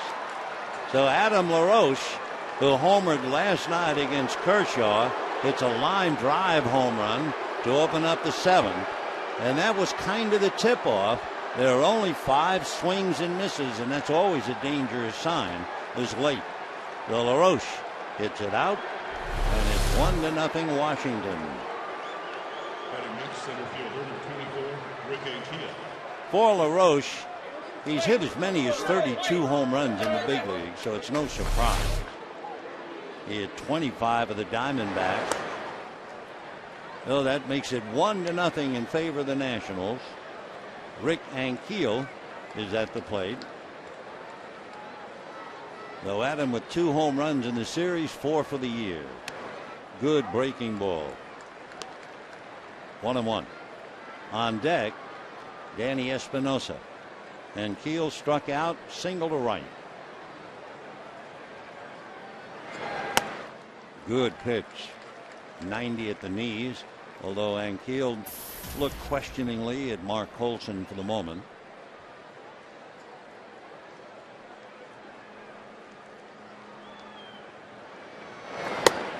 Down he goes. Bryce Harper, 19 years old, enters Dodger Stadium, and he comes up the steps to get into the dugout for the first time ever. Life is good. And then he makes a right-hand turn, and the entire world seems to be questioning him before the game. Welcome to the big league. Meanwhile, with mom and dad watching, he has hit back to the box and hit a lazy fly ball to left. Ball 1. Yesterday, when they announced that Bryce Harper was going to play, and Danny Espinosa now up there, 1 ball and no strikes, Jerry Hairston was telling people, come out early and watch him take batting practice. He usually puts on a show. And sure enough, before the game, Harper hit some balls out of sight. But that's BP. 1 ball and 1 strike. Danny has struck out twice. And he's in a hole now, 1-2. About 5 years ago, there was a home run hitting contest held in St. Petersburg, Florida, for 15 to 17-year-olds, and they took the finest young hitters in the country and brought them in there. The winner of the home run hitting contest was Bryce Harper. The speaker that night at the dinner was Davey Johnson. One of Harper's home runs, Davey said, went over 500 feet. Meanwhile, Danny strikes out a 3rd time. And so there was Davey Johnson about 5 years ago awarding young Bryce Harper the award for winning it. And now lap dissolve, as they say in television. Here they are, Harper hitting and Davey managing the Nationals.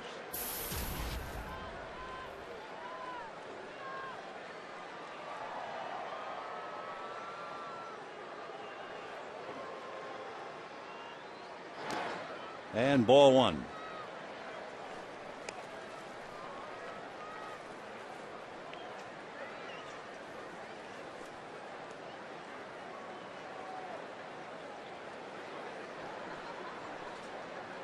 One ball and no strikes.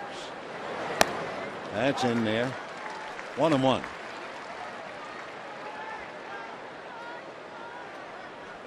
Two out, bases empty, leadoff home run by LaRoche.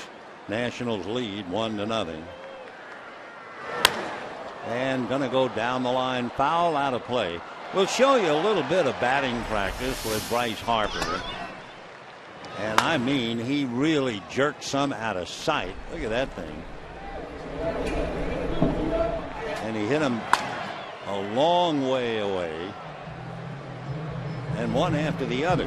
Just kept hitting him into the pavilion. 2-2.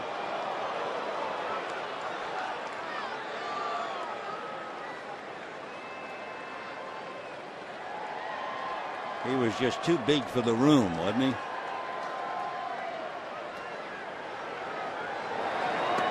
Ball three. That's a great name for a novelist or a character, Bryce Harper.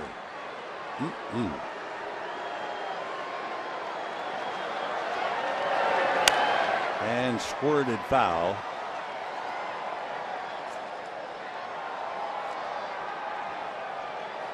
Harper working off the butterflies, I'm sure.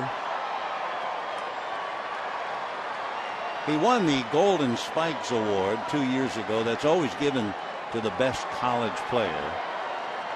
He had an eye exam last year in April, and it resulted in prescription contact lenses. So I assume he's wearing contacts right now. 3-2.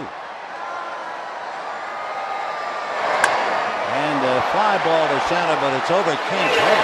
It's going to go to the base of the wall, and Harper is into second base, standing, running out from under his cap with a double.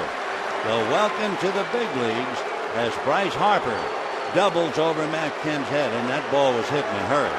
So they'll get the ball. That'll go in the trophy case, and Mom and Dad have to be beside themselves as they see Bryce come up. A double to center.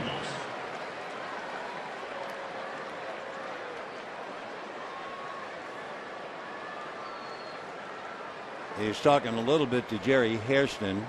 But remember, Jerry played with Washington. They were together in spring training. So the only thing to do is to walk Wilson Ramos and challenge Steven Strasburg. 1-0 Nationals in the seventh. The Dodgers in the bottom of the seventh are due to have Hairston, Loney, and Uribe.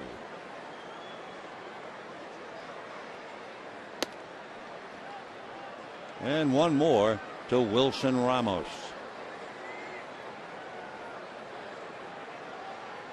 Don't forget tomorrow the concluding game of the series, 1 o'clock game. Take another look at Bryce Harper. Big stride. Then rolls over the top hand. And he rolled it over the head of Matt Kemp. He got all of that one. There was no doubt Matt just had to go back, play it off the wall. He's going to go right out. Oh, he threw the helmet off. Okay. So first and second, 2 out. Here is Strasburg. Hit back to the box and doubled, but they wasted the double. That's when he led off the 6th inning. Hit one in the gap. They got him to third, and then he stayed there as Lombardozzi rolled out, and so did Worth. 2 on, 2 out, 1-0 Nationals in the 7th.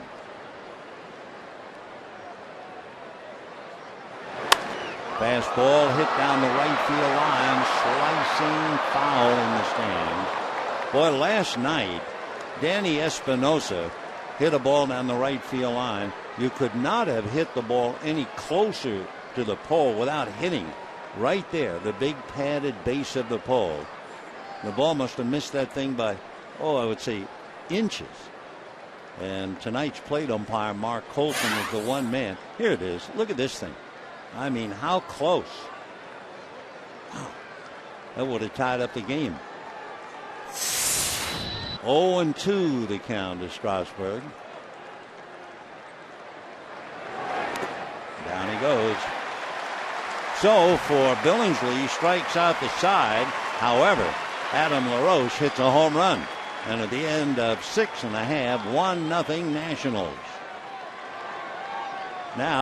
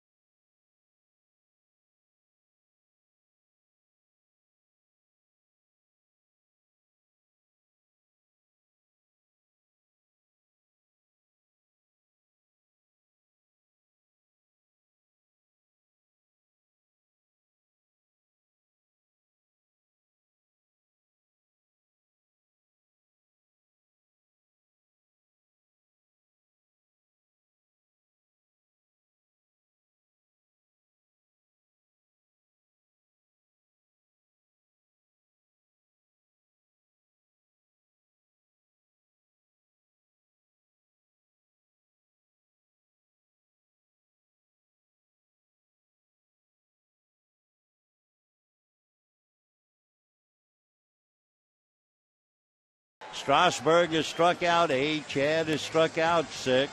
And the big difference, one swing of the bat by Adam LaRoche. Also, Billingsley has made 106. Strasburg has made only 82 pitches. However, Chad pitched the top of the 7th, and the bottom of the 7th is now at hand. Chad had his toughest inning. He made 28 pitches in the top of the 7th inning. So now let's see about Strasburg with Hairston, Loney, and Uribe. Off speed, and you can understand he's been throwing so hard, so Hairston way out in front of him. You know, interesting, Strasburg not only has not had a 3-ball count, he's only had 5 2-ball counts. He has struck out 8. And that's pulled foul, so Hairston finds himself in a hole 0-2. And by the way, talking about counts, Adam LaRoche's home run for the only run in the game came on a Billingsley 3-ball count. And the Harper double over Matt Kemp's head, that was a 3-ball count. 0-2. So Hairston hit on the hand, no balls and 2 strikes. Strasburg trying to come in and jam him, and instead got him. Sue Falsone coming out to check him out. Here comes Don Mattingly. Being a right-handed batter, the left hand always gets the heat. It just ran in on him, and you could hear that from here, couldn't you? Ow.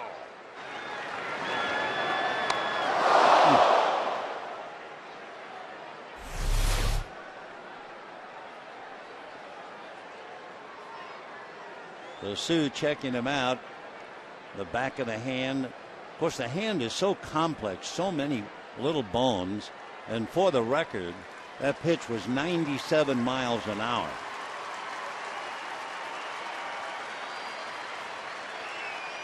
Sue checking him out to make sure that hand's okay.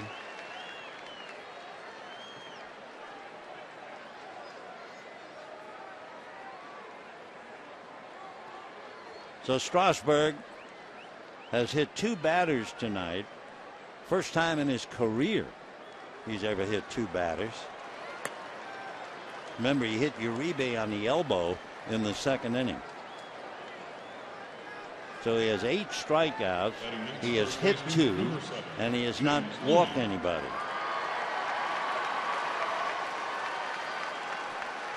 So the Dodgers have the tying run aboard, and here's Loney.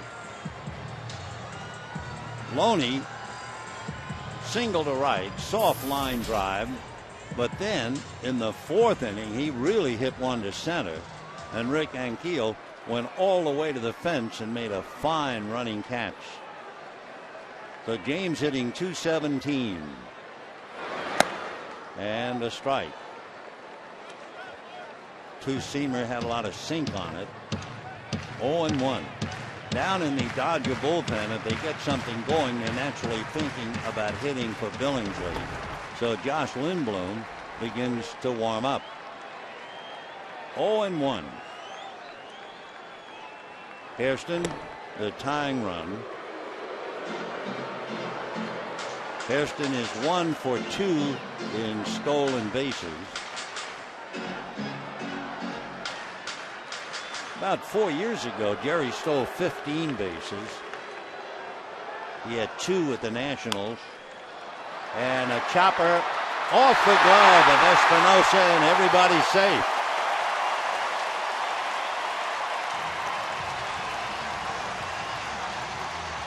So James Loney keeps it going. And the Dodgers have first and second, nobody out. High chopper. Strasburg couldn't get it. And Danny got the glove on it, couldn't hold it. He will draw an error.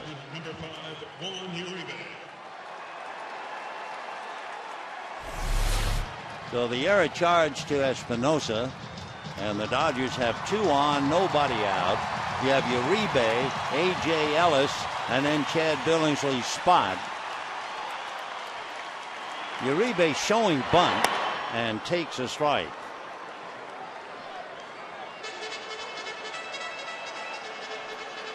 For Uribe, he has 1 sacrifice this year.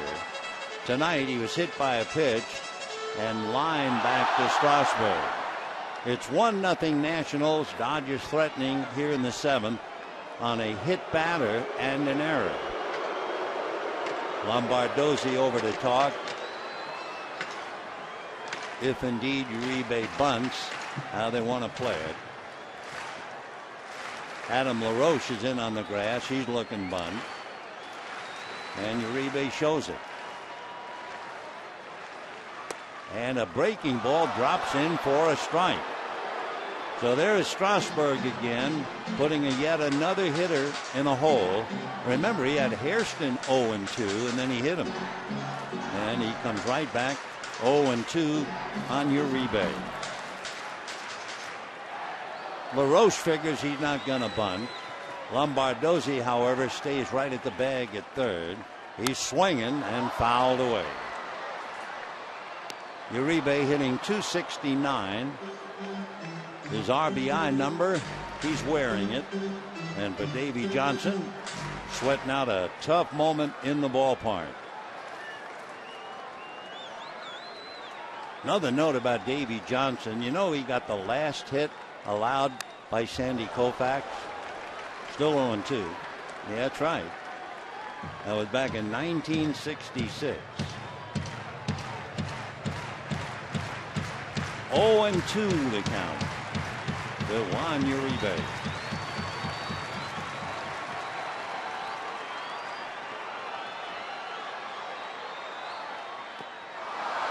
Did he get any of it? No. So Uribe strikes out. Breaking ball gets him. Remember the trivia question that we asked you? We had a chance to come up with the answer. Talking about the only 3 first overall draft picks ever to play for the Dodgers. Rick Monday, Darryl Strawberry, and the pitcher Tim Belcher. Dodgers have never had a first overall pick in the draft. One reason they've been so successful.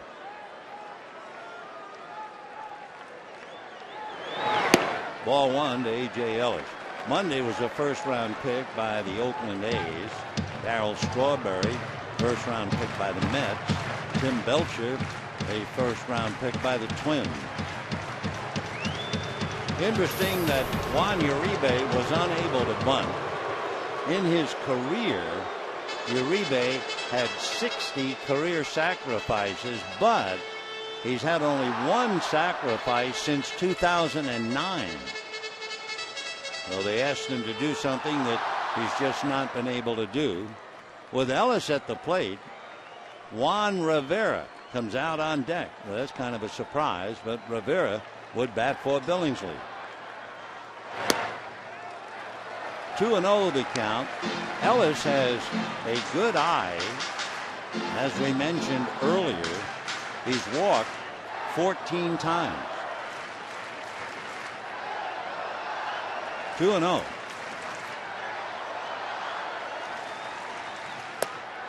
Ellis hitting .280. So a hit, batter, and an error. Uribe unable to bunt, strikes out.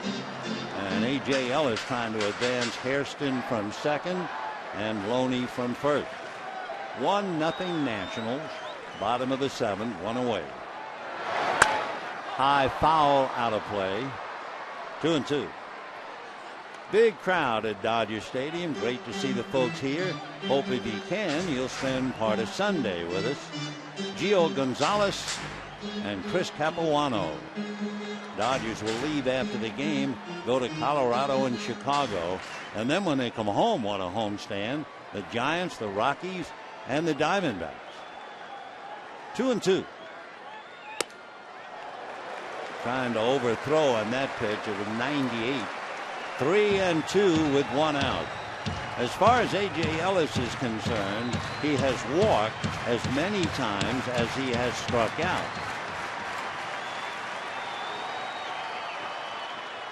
And he wants to look at the sign from Wallach to see about the runners. Outfield, well, Worth very shallow in right. Harper very deep in left. 3-2, runners hold, and there's a breaking ball into left field. Base hit. Here comes Hairston. The throw to the plate is lost by the catcher. Otherwise, Hairston would have been thrown out by Bryce Harper. How do you like that? And it's a 1-1 tie. A magnificent throw by the rookie left fielder in his major league debut, and Ramos just couldn't hold on to it. Davy Johnson coming out to appeal.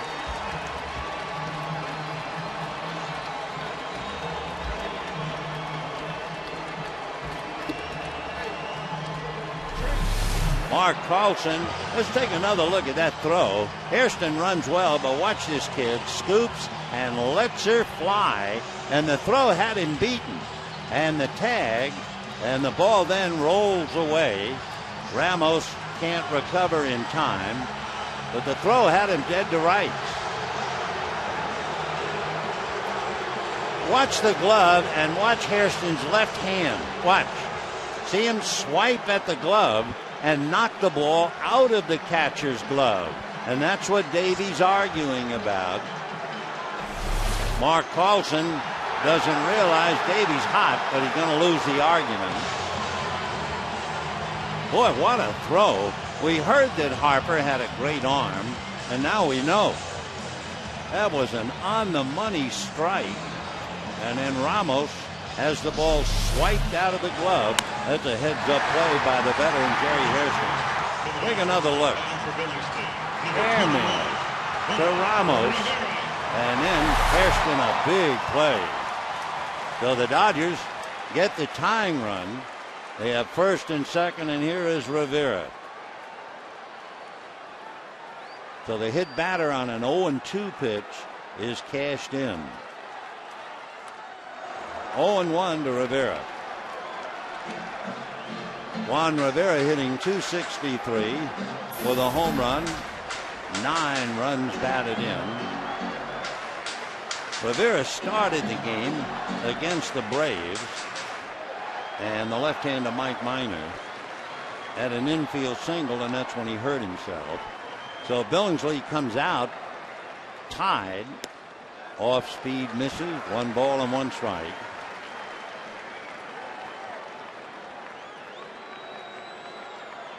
Well, we've seen a lot of sliders try to kick the ball out of an infielder's glove. That's been an old trick done for years. That was quite a play. Hairston swiping the ball out of Ramos' mitt. Ground ball hard. Espinosa to Desmond over to first. Double play. And the Nationals are out of it, but quite impressed. First we see Harper double over Matt Kemp's head, and now we see him unleash a tremendous throw, and we have ourselves a 1-1 tie.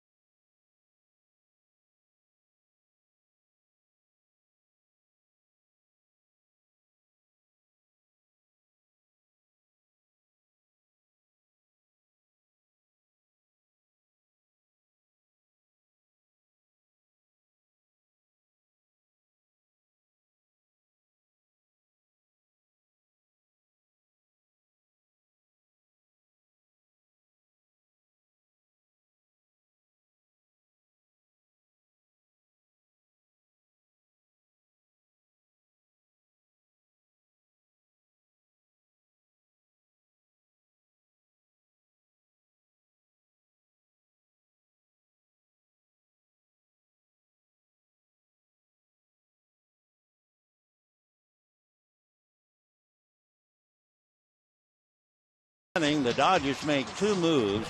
Mark Ellis takes over at second base for Jerry Hairston, and Josh Lindblom comes out of the bullpen to take over on the mound. For Steven Strasburg, a hit batter and an error. He made 19 pitches. As we go to the 8th, he's made 101 pitches. For A.J. Ellis, a clutch base hit. You know, the Dodger young catcher is hitting .316 in his career. with runners in scoring position. And wouldn't you know, his base hit came on the first 3-ball count that Strasburg has had tonight. So Strasburg talking to Steve McCatty, the pitching coach. He's made 101, so he figures to be around a little while, but we'll see. It'll be the top of the order: Ian Desmond, Steve Lombardozzi, and then Jason Worth. 1-1 in the 8th. Desmond fouled out, lost a hit on a great diving catch by Jerry Hairston, and grounded out in the 6th inning. Did get his man from second to third. Off the plate, 1-1. Josh Lindblom, a workhorse for the Dodgers, a record of 1-0 and an earned run average of .7. In 11 innings, he has struck out 9, and the opposition is hitting just .147 against Josh. Meanwhile, Strasburg has the light windbreaker on. Tyler Clippard, a right-hander, is throwing in the Nationals' pen. The last game that Strasburg pitched, 94 pitches. On the 11th of April, 108, and he made 101 so far, trying to figure out whether he'll pitch the 8th or not. Little ground ball to short. Gordon gets the hop. So Desmond goes 0 for 4. 1 away. Dodgers shutting down the Nationals leadoff man. Don't forget, a reminder, Monday, May 7th, Dodgers and Giants for the first time this year. You can get your Dodger cooler bag presented by Time Warner Cable. For tickets, visit Dodgers.com/promotion.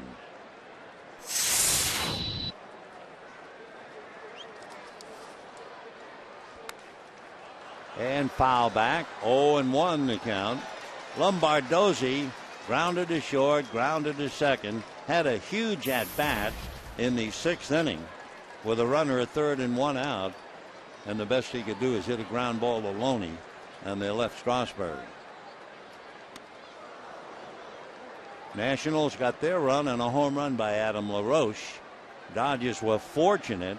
They had a hit batter and an error, a 1-out single, a great throw by Harper, and then that heads-up slap swipe by Hairston at Ramos' glove. Little ground ball to Mark Ellis.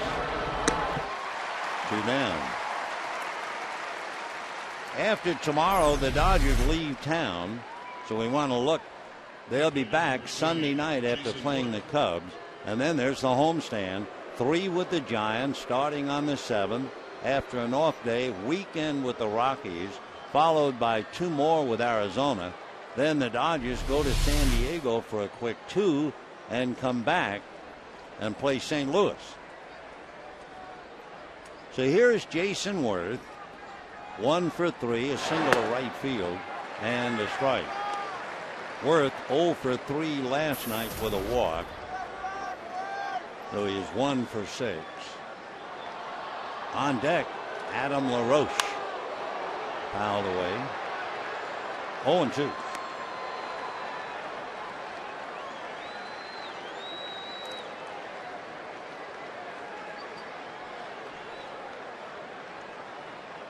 Oh, and 2. Ball 1. With the left hand hitting LaRoche on deck, followed by Anquillo and then Espinosa.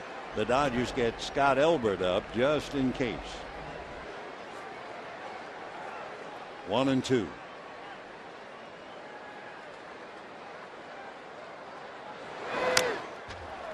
Still 1-2. The Nationals, as we mentioned earlier, minus people like Ryan Zimmerman and outfielder Michael Morse, have had a lot of trouble trying to score runs. They really have no power. LaRoche, the only one who's been hitting the ball deep. 2-2 to Jason Worth. The entire National Club has 12 home runs. Matt Kemp has 10. 2-2. And a fly ball, but it's playable. Gwynn is there.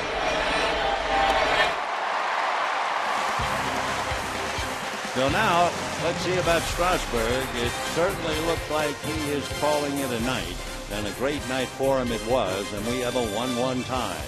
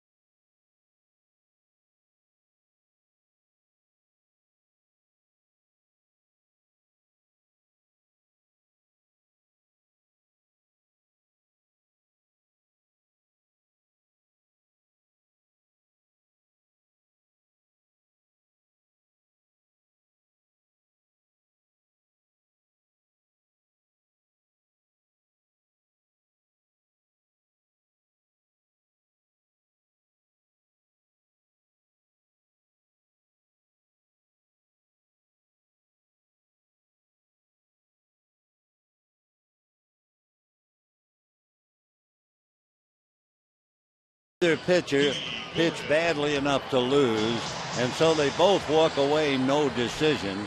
In a brilliant 7 innings, they each allowed 5 hits. They each allowed 1 earned run. There were only 2 walks given up by Billingsley. Strasburg with 9 strikeouts, and you can see the difference in the pitching, 101 to 106. So now Tyler Clippard, young fella from Lexington, Kentucky, 6'4", about 175, originally drafted by the Yankees back in 2003, came up to the Yankees very briefly in 07, and he's been with the Nationals since 08. D. Gordon to lead it off, and that's a strike. So it was a great battle between Billingsley and Strasburg, and it is a draw.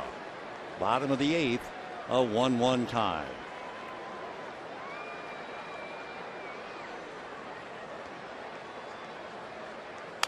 Fouled away.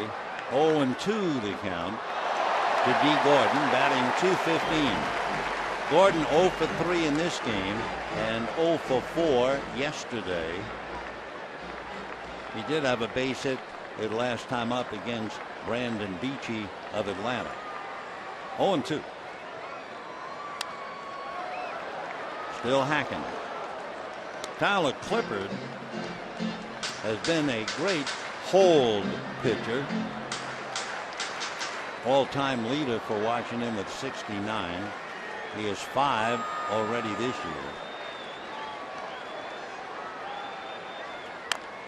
Little nubber. Clippard takes care of it. So Gordon struggling, can't get aboard, and we have 1 out, bottom of the 8th inning. Be sure to follow the Dodgers with MLB.com at Bat 12 for your iPhone, iPad, Android, and Windows Mobile. You can get live audio, pitch tracking, video highlights, and more. All you have to do is text @BAT to 31826 or visit Dodgers.com for details. To look ahead just for the moment with 1 out of the 8th. When the Nationals come up in the 9th, they will have Adam LaRoche, a left-hand hitter, Rick Ankiel, a left-hand hitter, Danny Espinosa, a switch hitter, And then another left-hand hitter in the rookie, Bryce Harper. Tony Gwynn is 2 for 3. Ball 1.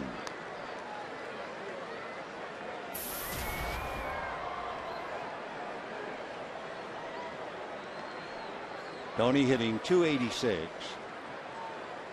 On deck, Matt Kemp. Off the plate, 2-0. Huge crowd tonight. Can describe it in one word: sellout. 54,242. They came to see a pitching duel. That's what they saw, and they'll go home with the Drysdale and Wills bobblehead. 2-1 the count to Tony Gwynn.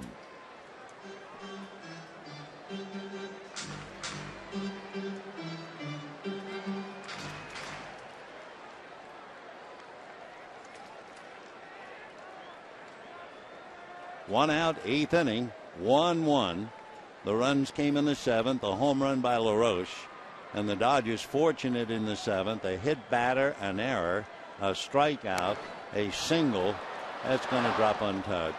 The great throw by Bryce Harper so that Hairston looked to be out at the plate, and Hairston taking a swipe at Ramos' mitt, dislodging the ball, and he scored the run.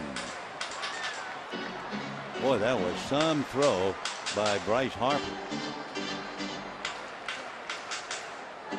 He's got a gun. All right, 2-2 to Tony Gwynn.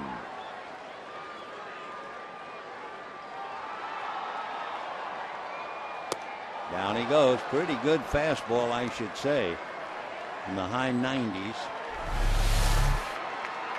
And it's right there. He just threw it by him.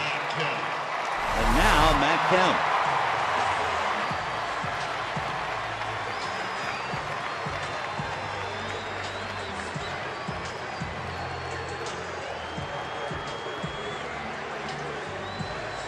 Down in the bullpen, the Dodgers had the left-hander Scott Elbert and the right-hander Javi Guerra. So this will be interesting. 2 out in the 8th inning. How they will pitch to Matt Kemp. Low. 1 ball and no strikes. Matt hit into a double play in the 1st inning by way of third base, and then struck out in the 3rd, struck out in the 6th, all against young Steven Strasburg.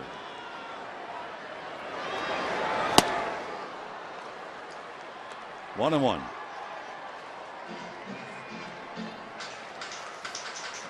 Dodgers haven't seen that much of Clippard. Matt Kemp has had 7 at-bats against him in the past. He is 2 for 7. 1 ball and 1 strike. 2 out in the 8th, 1-1 tie. Steven Strasburg still there in the dugout. Off speed for a strike on the corner. So after throwing 96, he came back 80.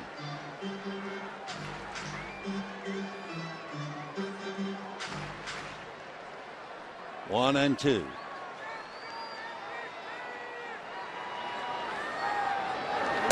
Check swing. They're going to look. No swing, says Ed Hickok. And the count 2-2.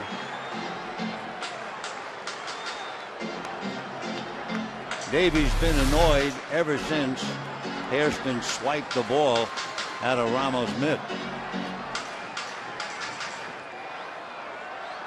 There he was fishing for bass. Jim Riggleman quit, and the next thing you know, Davies back managing. Just off the plate. The Clippard goes all the way.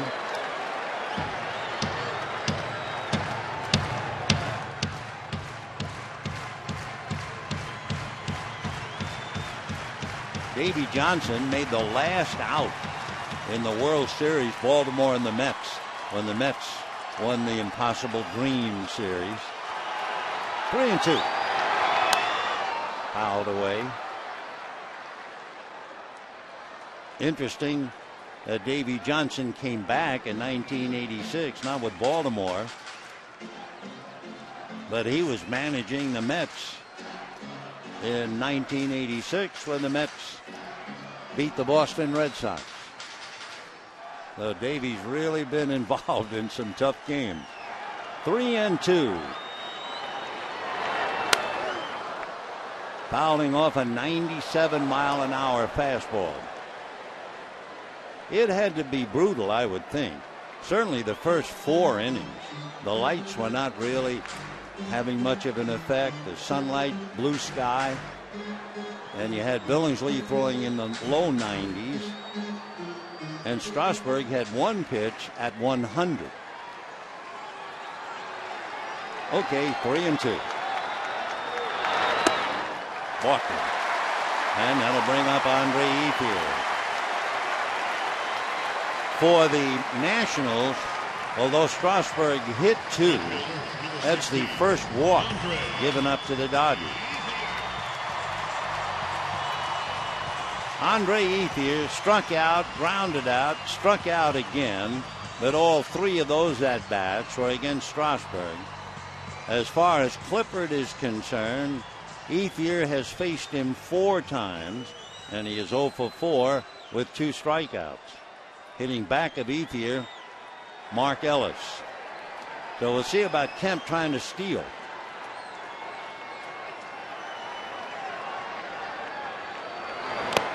Oh, 0-1. Matt Kemp has 1 stolen base, and he's been caught twice. So it's a question, if you're Don Mattingly, do you want to keep Adam LaRoche on the bag to hold Kemp, leave the right side of the infield open, or would you try to run him and then hope Kemp can score on something that Ethier does? Ramos out talking to Clippard. An 0-1 count to Ethier.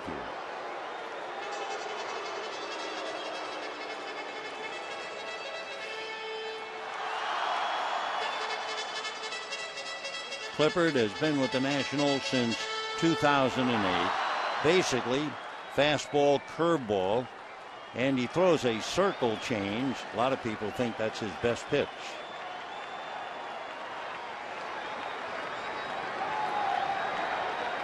Oh, 0-1.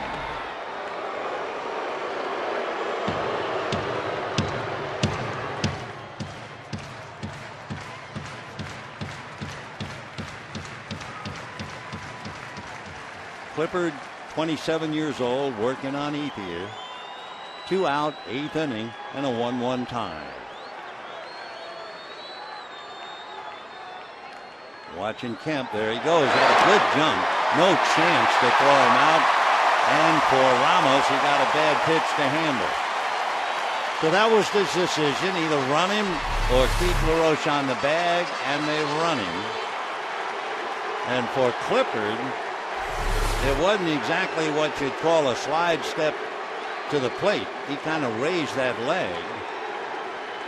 And Kemp had a good jump.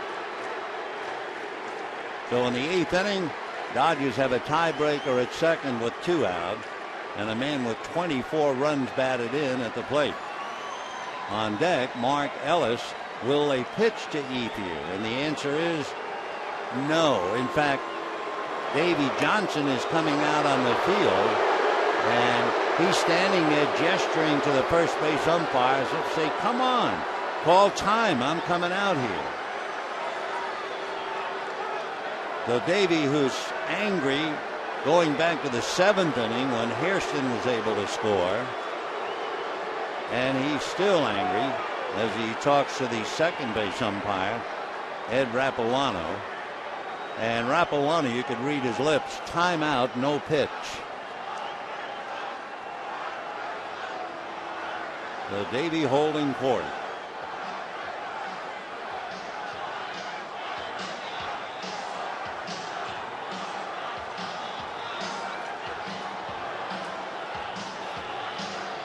So after all that meeting, you have Clippard, who's very effective against right-hand batters.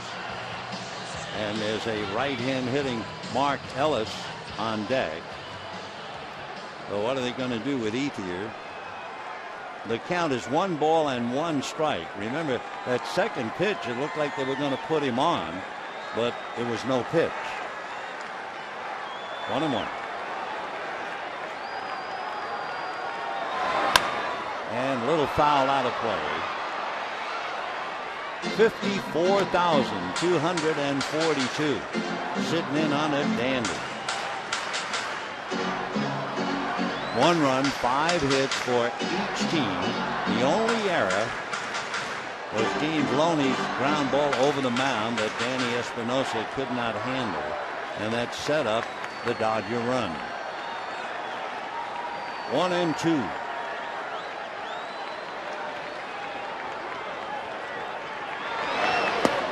Two and 2.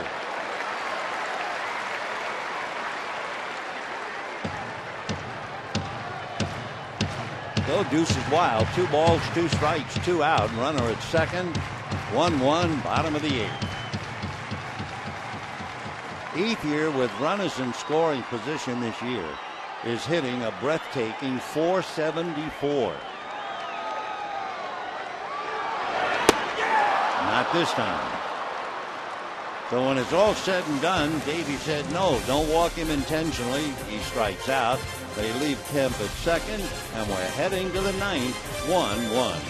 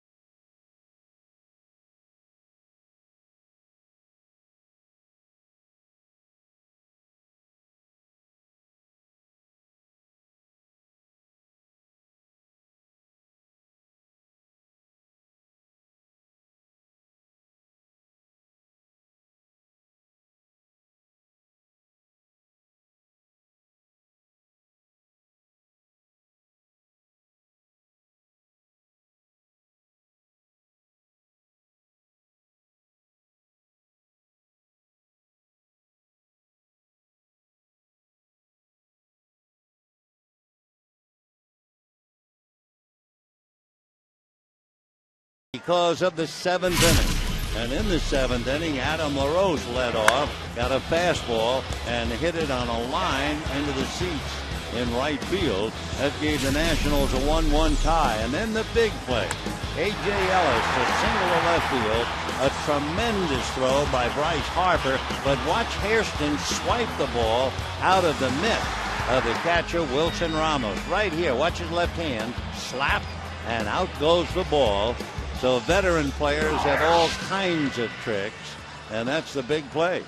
Ellis's clutch hit, the home run by LaRoche, and the swipe by Jerry Hairston.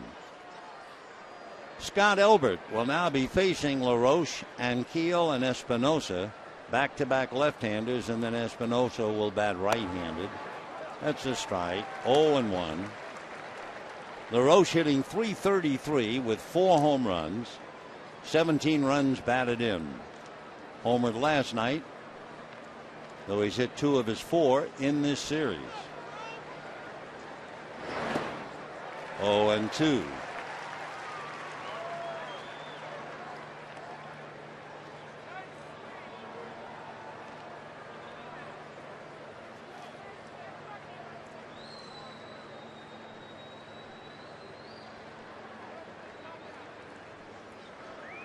To Adam LaRoche. Just missed, low and away.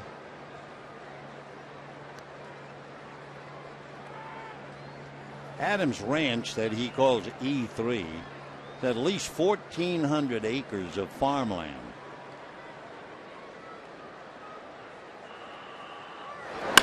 And he probably bangs it the other way. Gwynn gets it back in. So LaRoche leads off with a line drive single to left. His second hit. Hit number 1 off Albert. Hit number 6 for the Nationals. And the batter, Rick Ankiel. Ankiel struck out twice, single to right.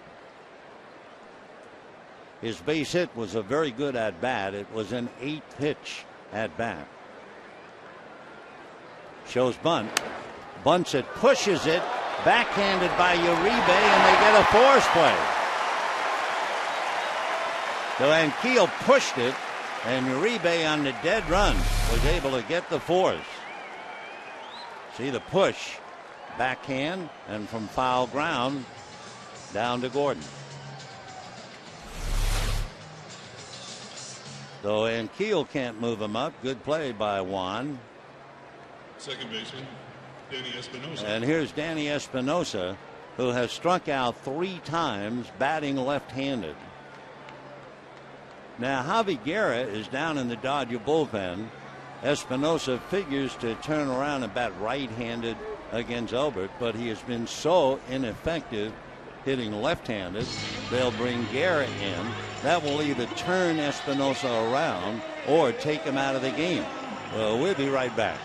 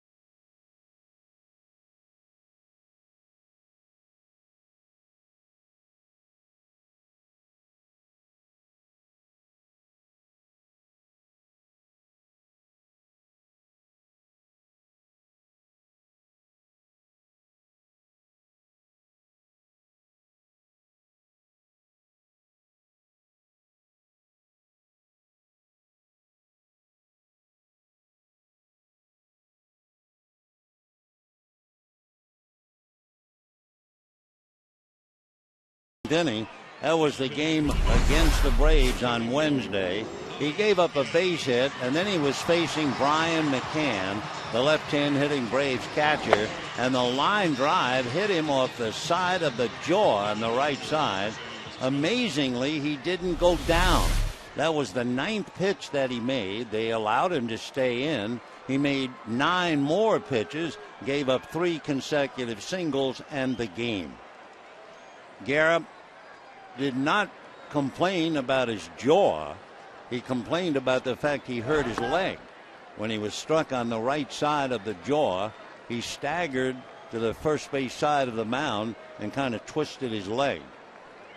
So now he's facing Espinosa, who has struck out 3 times. Remember, he strikes out a ton batting left-handed. High strike.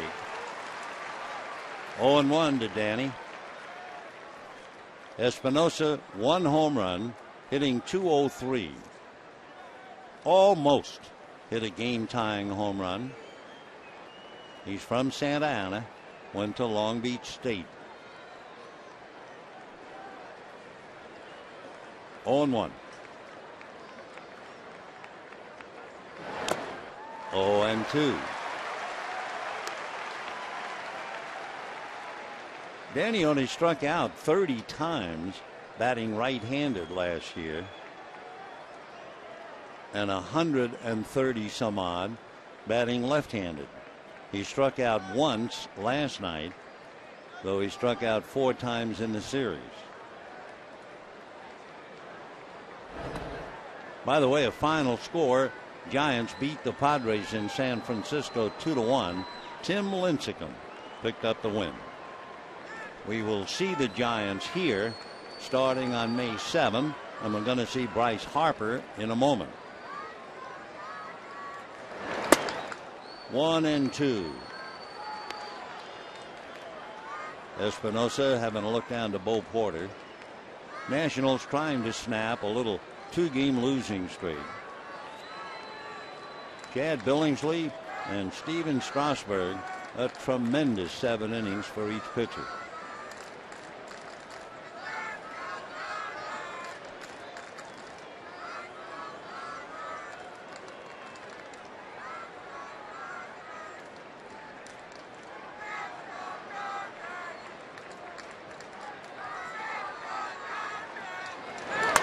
Fouled away. Guerra's last game on Wednesday, he made 18 pitches. He was struck in the face on the 9th pitch and made 9 more pitches, giving up 3 more hits in the game, as it turned out.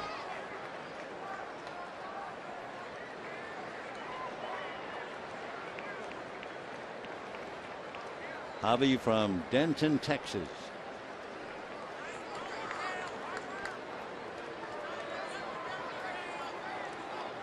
Not a mark on that jaw. Hard to believe. Whoa. 2-2 the count. Javi Guerra throws hard. Another testimonial to the artistry and magnificence of Dr. Frank Jobe. He had Tommy John surgery back in 2005.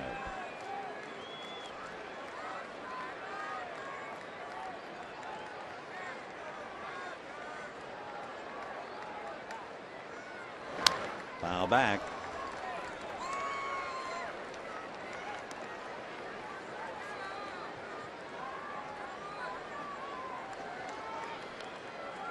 That last pitch from Guerra was 96.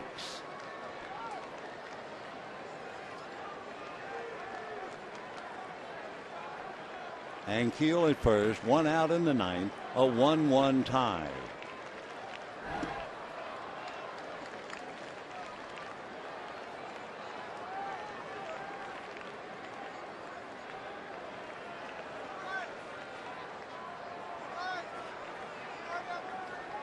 Two and two.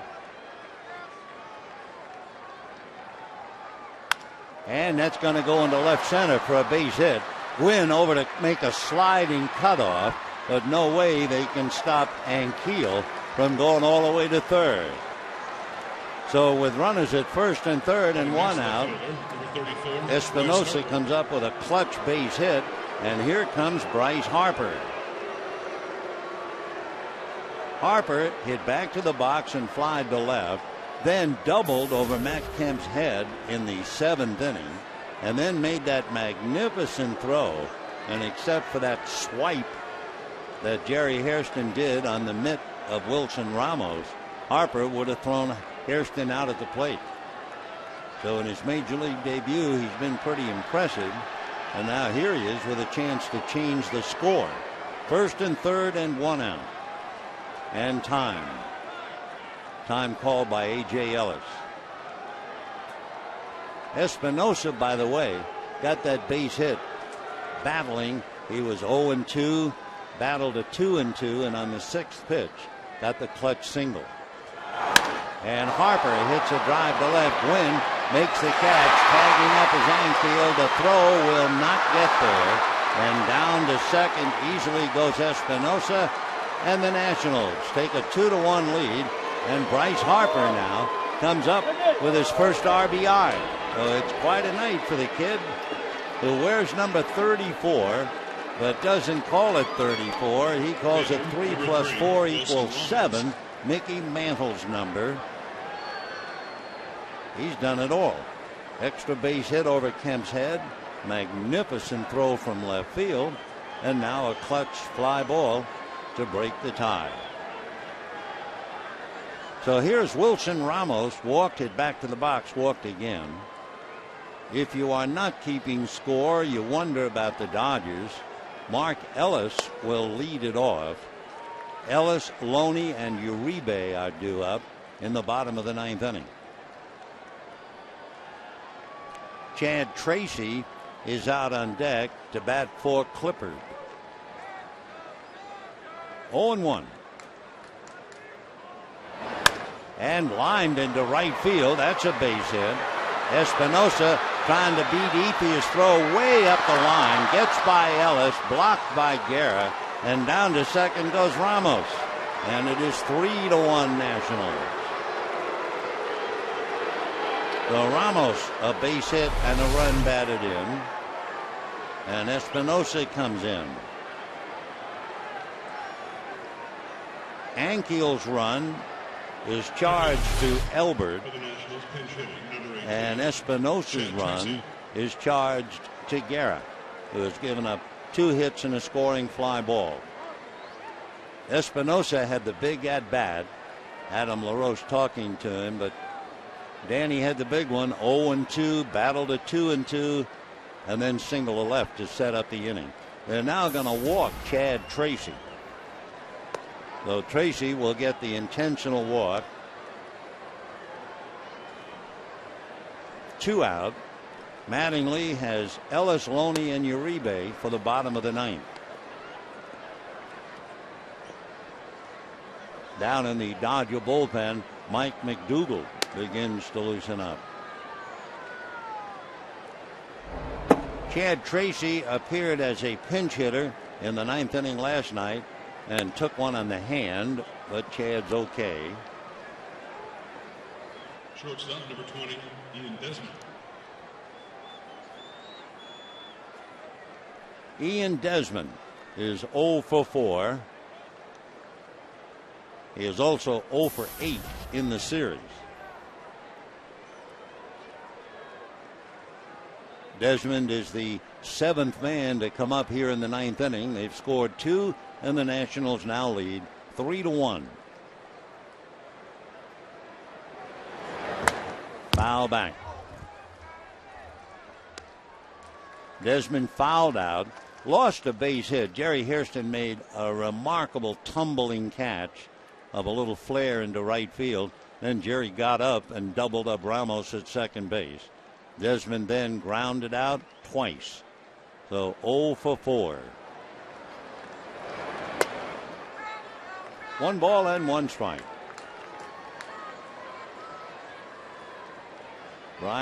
Bryce Harper talking to Clippard.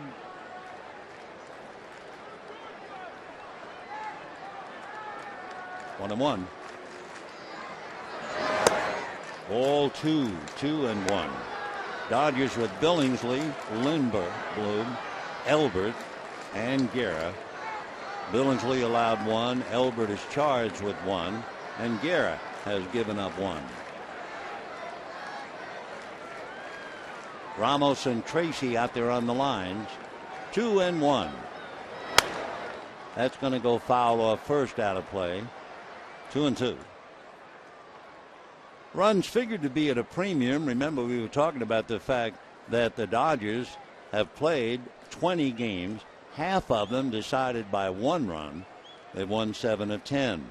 The Nationals had played 20 games, half of them, 10 of them, decided by 1 run. They're 6-4.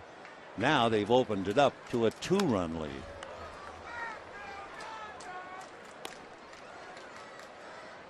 Down in the bullpen for Washington, their closer, Henry Rodriguez, who throws very, very, very hard.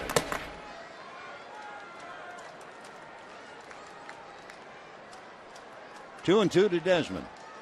Lombardozzi on deck. Deuce is Wild with 2 runs in and 2 men on.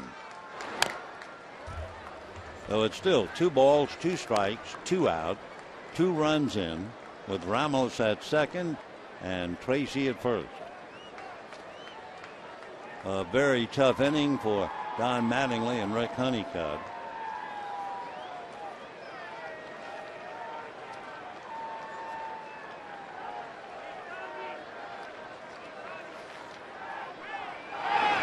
And another foul ball.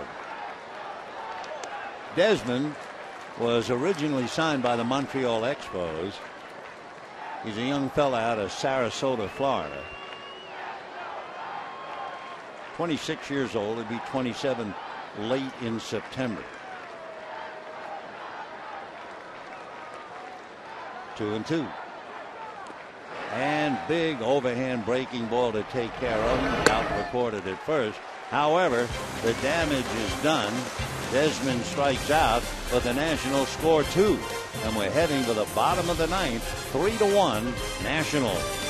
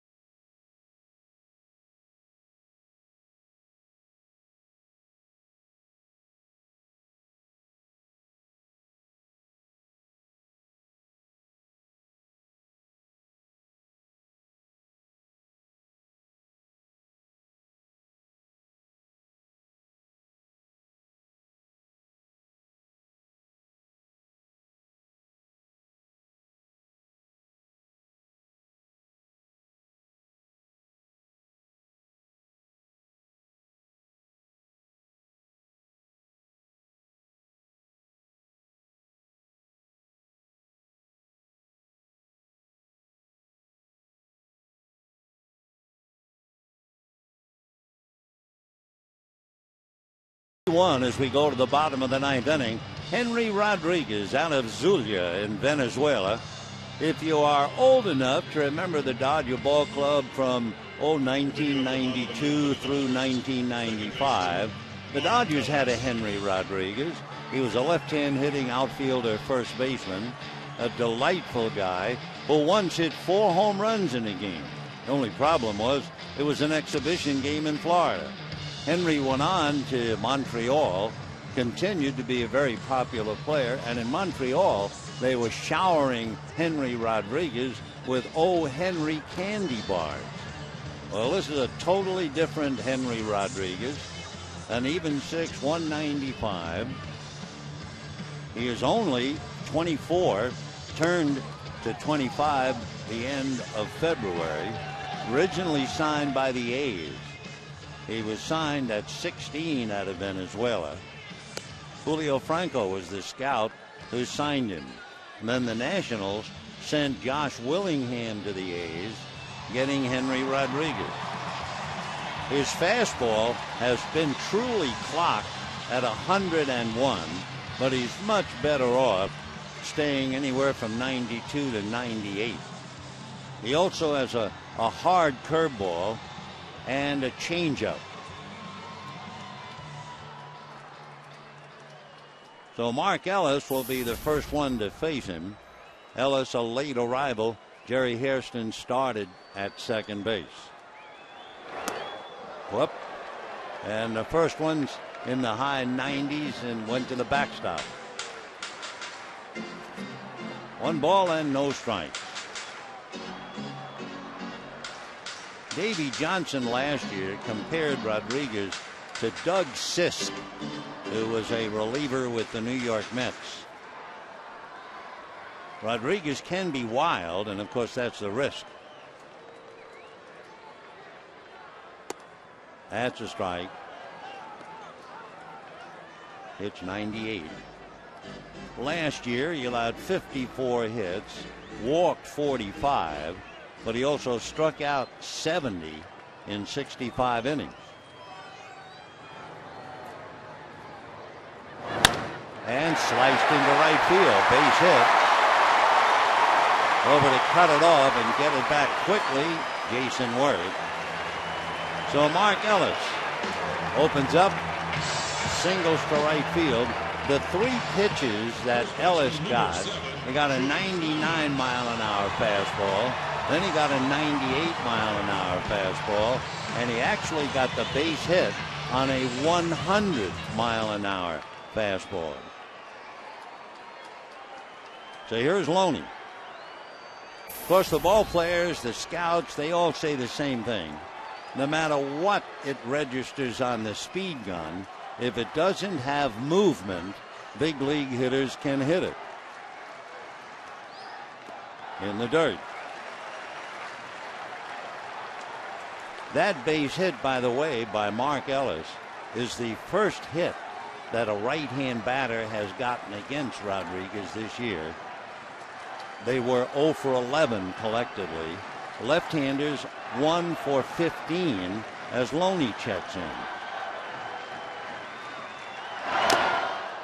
1-1. Loney single to right.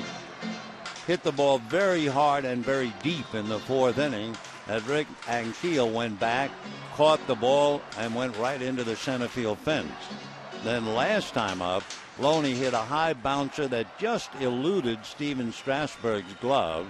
Espinosa tried to pick it up, kicked it for the error, and the Dodgers eventually tied up the game in the 7th inning. That's going to go to the backstop. That reminds me, the last time I saw Henry Rodriguez pitch here, one of his very first pitches went up the screen. I mean, he can be so wild, it's scary. There's no one throwing in the Washington bullpen. That wild pitch must have been his changeup. It was 93 miles an hour. So Davey has to sweat him out.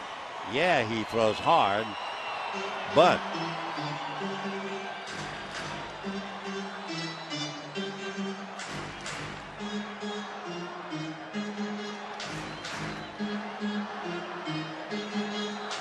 Johnson, Davey Johnson, that is, talking about Doug Sisk, who pitched for him with the Mets, said that Doug had him on the Rolaids. And I think Henry Rodriguez is going to have him on the Rolaids. 3-1 to count Loney, and he isn't coming close.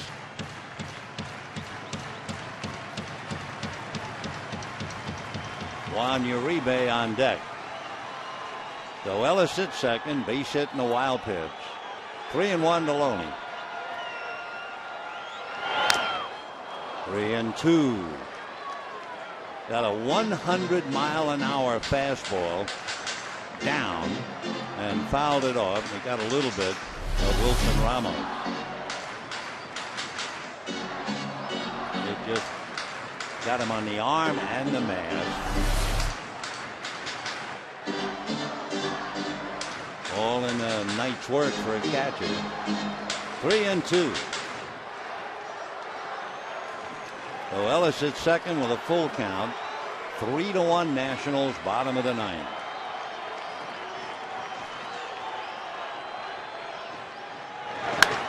Hard ground ball by the diving LaRoche, and they're going to hold Ellis even though the throw went into second base. So Rodriguez is pitching a very, very shaky 9th. An 0-2 single by Mark Ellis, a wild pitch, and a 3-2 single to right by Loney. Nobody out, and again it was another 100-mile-an-hour pitch, but didn't make any difference. So Rodriguez very, very wobbly. You have an all Venezuelan battery here, because Wilson Ramos behind the plate is from Valencia and Henry's from Zulia. So now Juan Uribe, first and third, nobody out, 3-1 Nationals, bottom of the 9th. And hold everything. I don't know if that pitch is going to be allowed or not. They had some kid who thinks he's more important to hold up the game. They'll eventually get him off the field.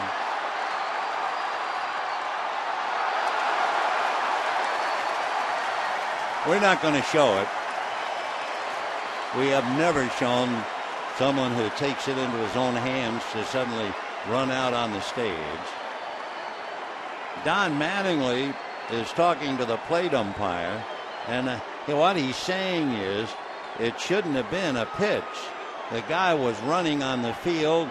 The park men were chasing him, and he said it should have called time. And Mark Carlson is listening to him, so he's going to go over and talk to Angel Hernandez, the umpire at third. The count's no balls and one strike, but Mattingly saying no, time should have been called when that guy ran on the field. You know, one thing I am happy about, we have this big crowd, and when they took this player off, this kid, whoever, no one booed. It used to be they would boo authority. So it was very nice to have the crowd just applaud. It's a shame something like that could ruin a great game. So Mattingly again is talking to the umpires saying, my hitter's up there, guys are running all over the outfield. But apparently it will count, and it's a no ball, one strike count.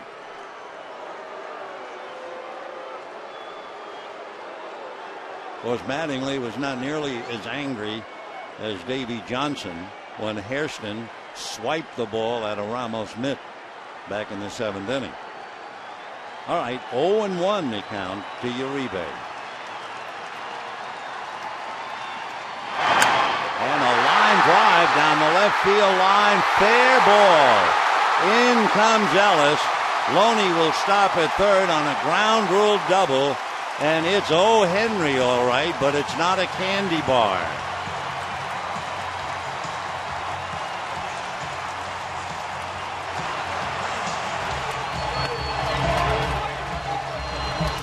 So the Dodgers trailing 3-2, but they have the tying and winning runs on base as Uribe got a breaking ball and lined it as it went up into the stands for the ground rule double.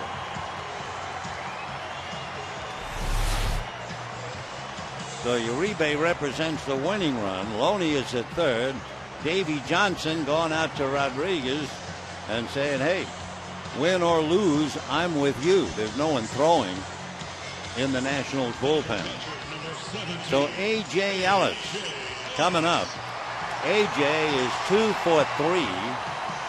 He had the big base hit in the seventh inning. Hairston tried to score on the hit. The great throw by Harper. Hairston slapped the ball out of Ramos' glove, and the Dodgers had tied it up. Infield is up, first base open, nobody out. And ball one. A.J.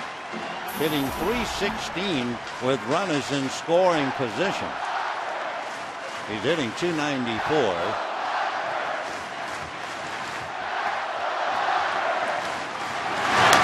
And that's fouled away.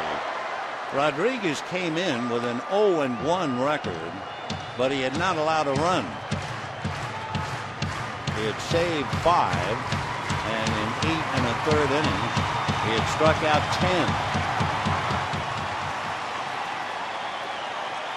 1-1 to count to A.J. Ellis. Breaking ball missed. Inside 2-1. So in the inning, Ellis singled to right on an 0-2 pitch, and he was wild pitch to second. Loney singled to right, sending Ellis to third. Uribe doubles in Ellis, with Loney stopping at third. Nobody out. Good fastball at 100. 2-2. He's hit 100 about 4 or 5 times. Adam Kennedy is out on deck.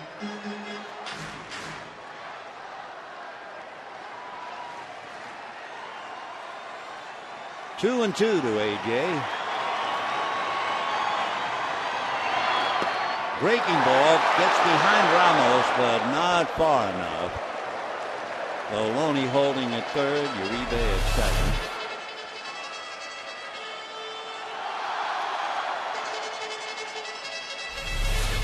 So with first base open, he goes 3-2 to A.J. Ellis.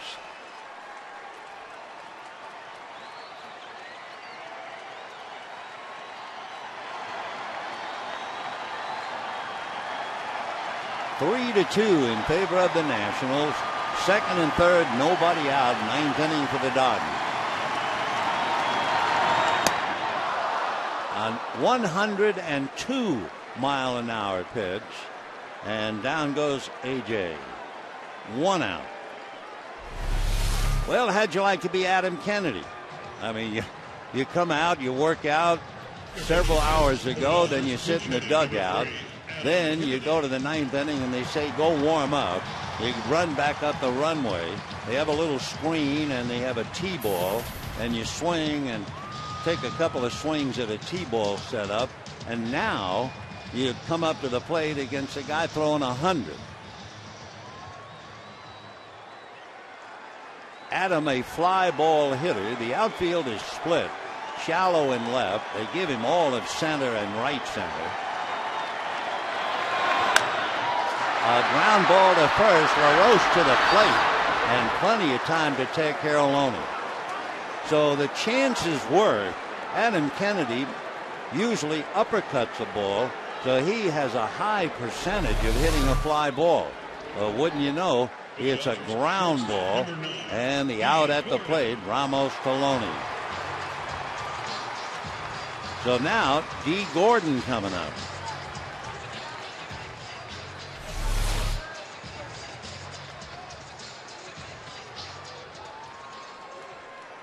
Gordon is 0 for 4. He has Uribe, the tying run at third. Kennedy at first, 2 out. Gordon is 0 for 8 so far in the series. Well, another 102-mile-an-hour pitch.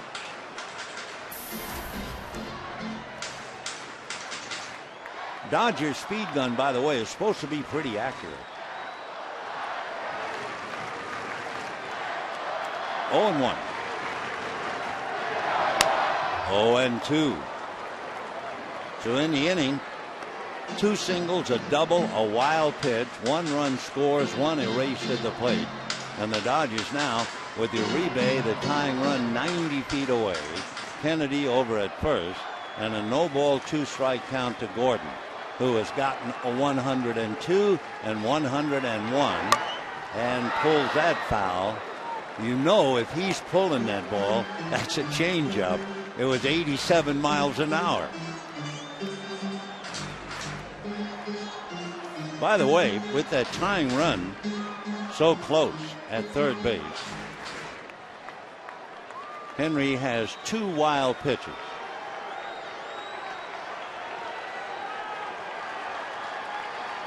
Oh and 2.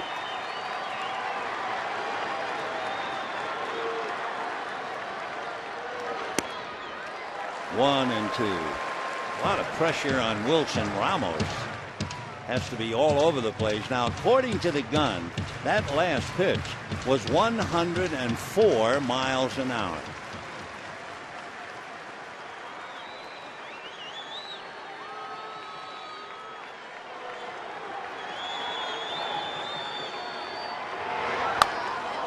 And again, you know, it's not a fastball. That was a breaking ball in on the hands at 87. 1 and 2.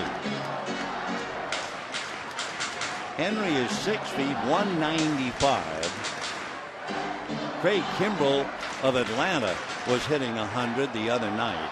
So we haven't seen anybody register 104 on the gun. No one. Until Henry.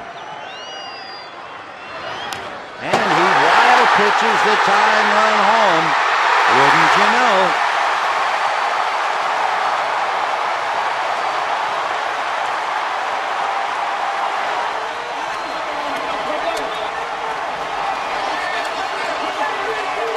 he will make a very old man out of Davy Johnson. Not to mention what he'll do with the rest of the team.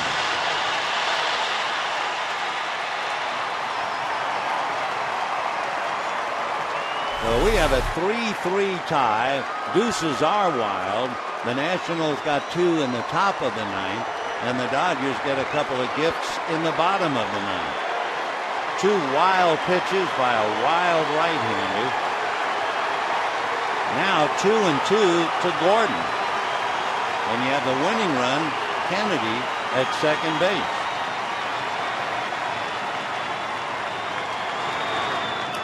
In the dirt.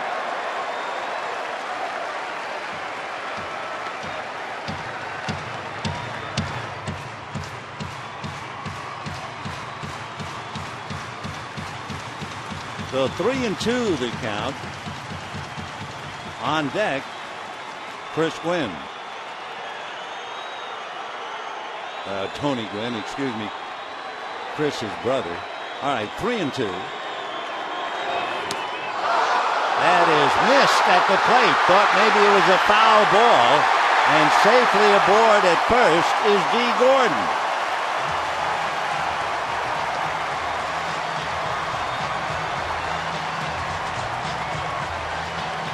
So it's a strike 3, and I assume wild pitch because it was in the dirt. So it means that Henry Rodriguez has committed 3 wild pitches in the inning. And Davy Johnson has gone back, and it's over for Henry. What a disastrous inning for a young right-hander, 25 years old, and as you can imagine, downcast. So the Dodgers, thanks to his wildness, have tied it up, and they've got a chance to win it, and we'll be right back.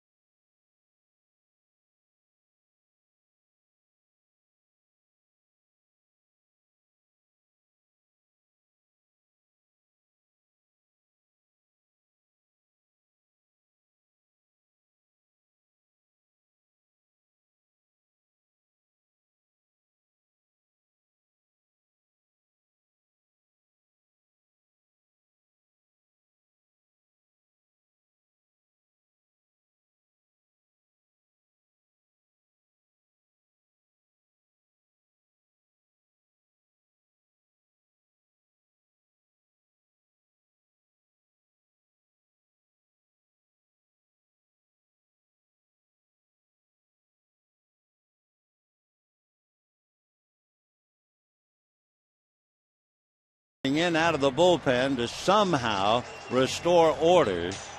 Tom is out of Illinois, originally a second-round pick by the Pirates, came up with the Pirates in 2005. He'll be 30 the middle of July. He is much more of a fly ball pitcher than a ground ball pitcher, but there are 2 outs. So Tom will be facing Tony Gwynn, single to right, single to center, grounded out and struck out. Adam Kennedy, who reached on the fielder's choice, the out at the plate, is now the winning run. And of course, D. Gordon at first base on a strikeout wild pitch. And Gordon will probably try to steal second. They would then still pitch to Gwynn because on deck is Matt Kemp. There, Gordon does not move on ball 1. The one reason you think about Gordon stealing, it takes away the force play. Meanwhile, a downcast Henry Rodriguez trying to figure out what went wrong. Kennedy at third, Gordon at first, but Kennedy's the man.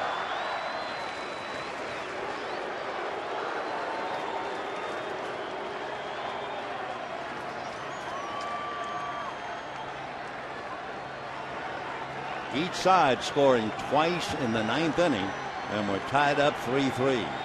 And there goes Gordon, that figured.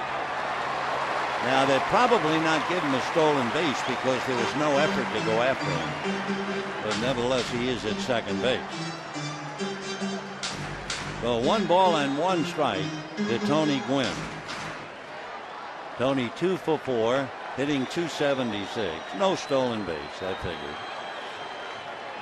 1-1. Big breaking ball in there. What a difference. That pitch was 79 miles an hour.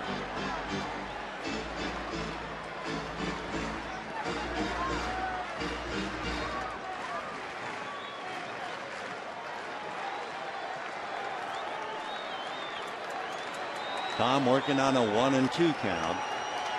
Second and third, 2 out. 3-3 in the ninth. Big roundhouse breaking ball, but it stayed in. Just thinking, if Tony had taken one for the club on that, Matt Kemp would have been coming up with the bases loaded. 2-2.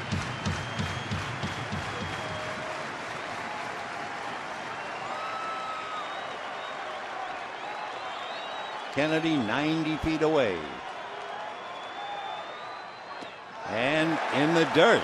Nice save by Wilson Ramos. We could have had the 4th wild pitch of the inning.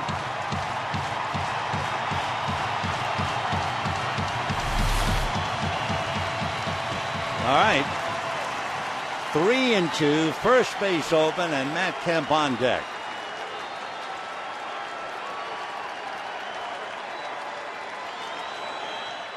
Time.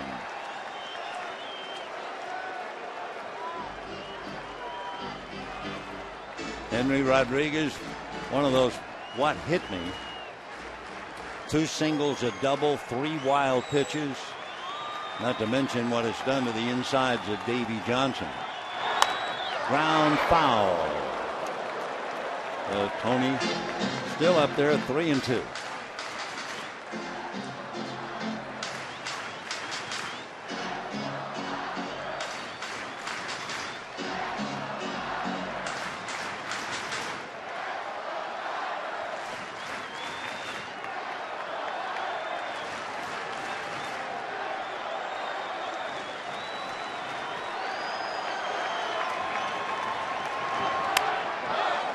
Ball, so the tension mounts. 3 runs, 8 hits, 1 error for the Nationals, and the error helped to give the Dodgers a run in the 7th inning. 3 runs, 8 hits, and no errors for the Dodgers. Interesting, in 7 innings, Steven Strasburg had 1 3-ball count. The Nats relievers have had 4. Curveball lined right at Adam LaRoche. So Tony lines out, and that means extra innings. Dodgers and Nats in a 3-3 tie.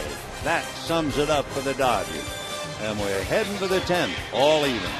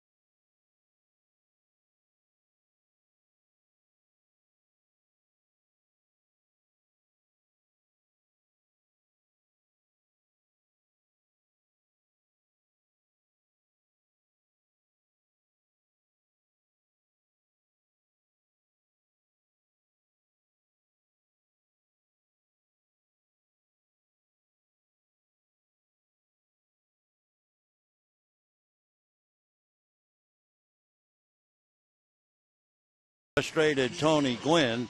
You can't ask more than to hit a bullet, but it was right at Adam LaRoche.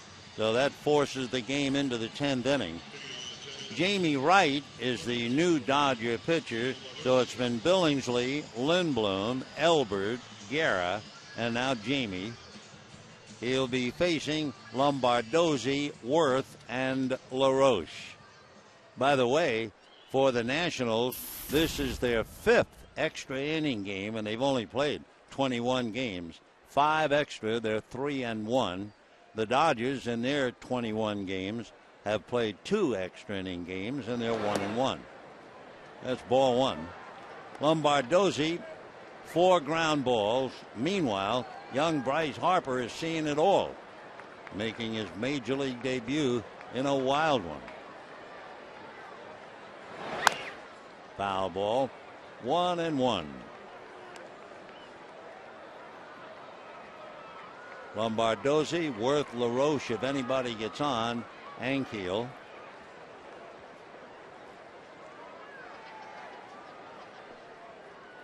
Jamie Wright, 6'5", 210. Over the top, 1-2.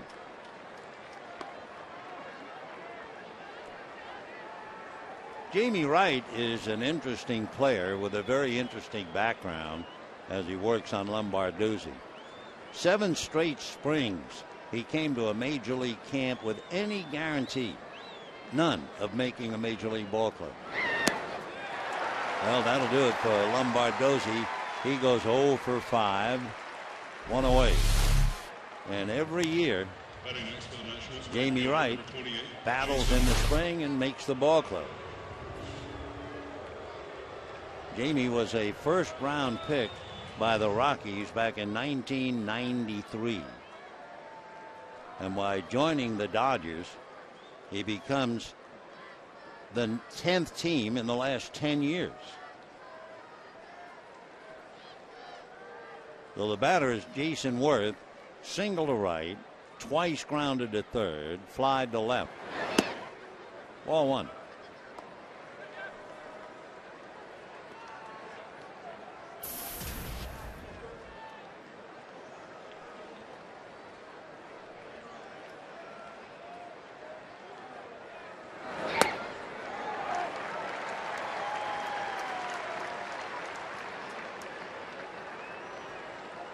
One ball and 1 strike to Jason.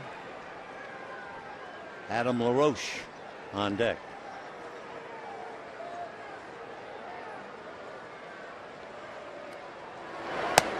And in there at the knees. Good fastball, 95.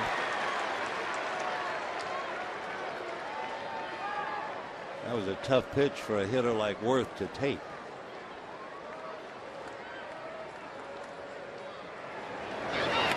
And chases a bad ball and strikes out. So he took the good pitch and then chased the bad one. Perhaps that's human nature. Breaking ball in the dirt. Down he goes. So Jamie Wright comes in and strikes out the first 2 batters. And Adam LaRoche coming up. LaRoche grounded out, flied to center, then homered in the 7th inning and singled in the 9th.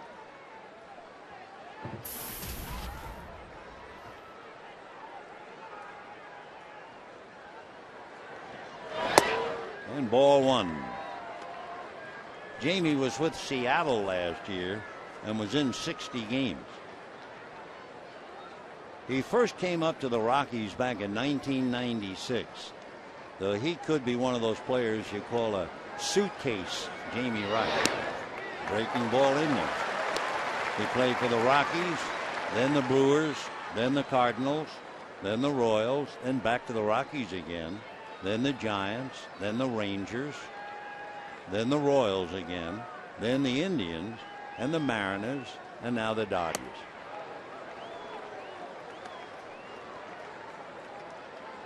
Jamie, born and raised in Oklahoma City.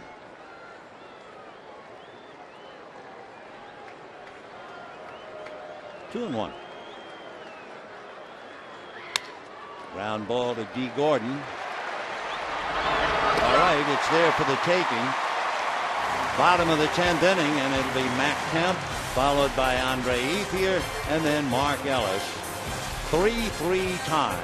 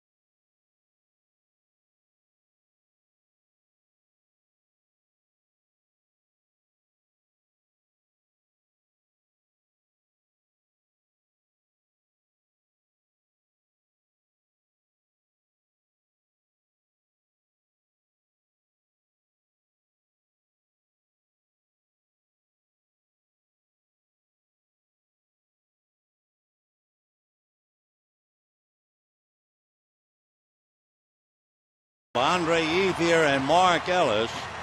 So the Nationals let it get away in the 9th, and the Dodgers now trying to take it away in the 10th. Matt Kemp so far hit into a double play, struck out twice, walked, and stole a base. Andre Ethier has struck out 3 times and grounded out. So the middle of the lineup, the power, collectively 0 for 7, and Tom Gorsolani ready to go to work.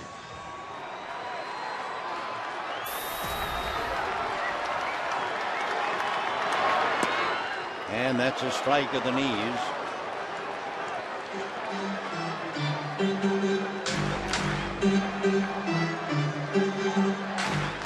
Checking Matt Kemp. He's 4 for 10 against Gorsolani.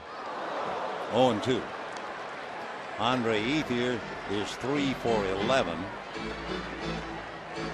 And Mark Ellis 1 for 1. 0-2. Off the plate.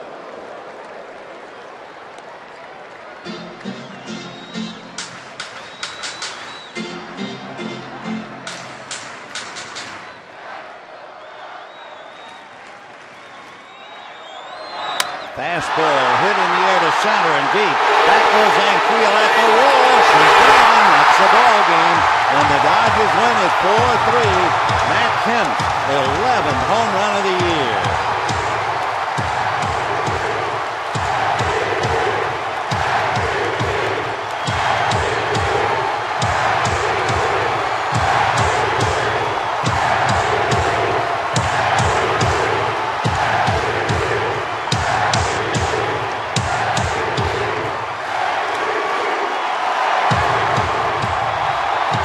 So the Dodgers win yet another one-run game. They have now won 8 of 11 one-run games. They are now 15-6. The Nationals have lost 5 of 11 one-run games, and it certainly didn't last long with Matt Kemp and the crowd chanting MVP. Take another look. It was down around the knees, and Matt knew it. So did center fielder Rick Ankiel, and that thing just carried out just as easy as you can imagine. With 11 home runs, he has 2 that were hit towards left center. Everything else is either dead center, right center, or right, and Clayton Kershaw was leading the emotional explosion coming out of the Dodger dugout. So it was a sellout crowd, 54,242. And we thought it would be a dandy, and that's exactly what it was. A reminder tomorrow at 1 o'clock, Gio Gonzalez and Chris Capuano, the final game of the homestand. Right now, stay tuned for Dodgers Live coming up next. Good night, everybody. Well, that one had just about everything.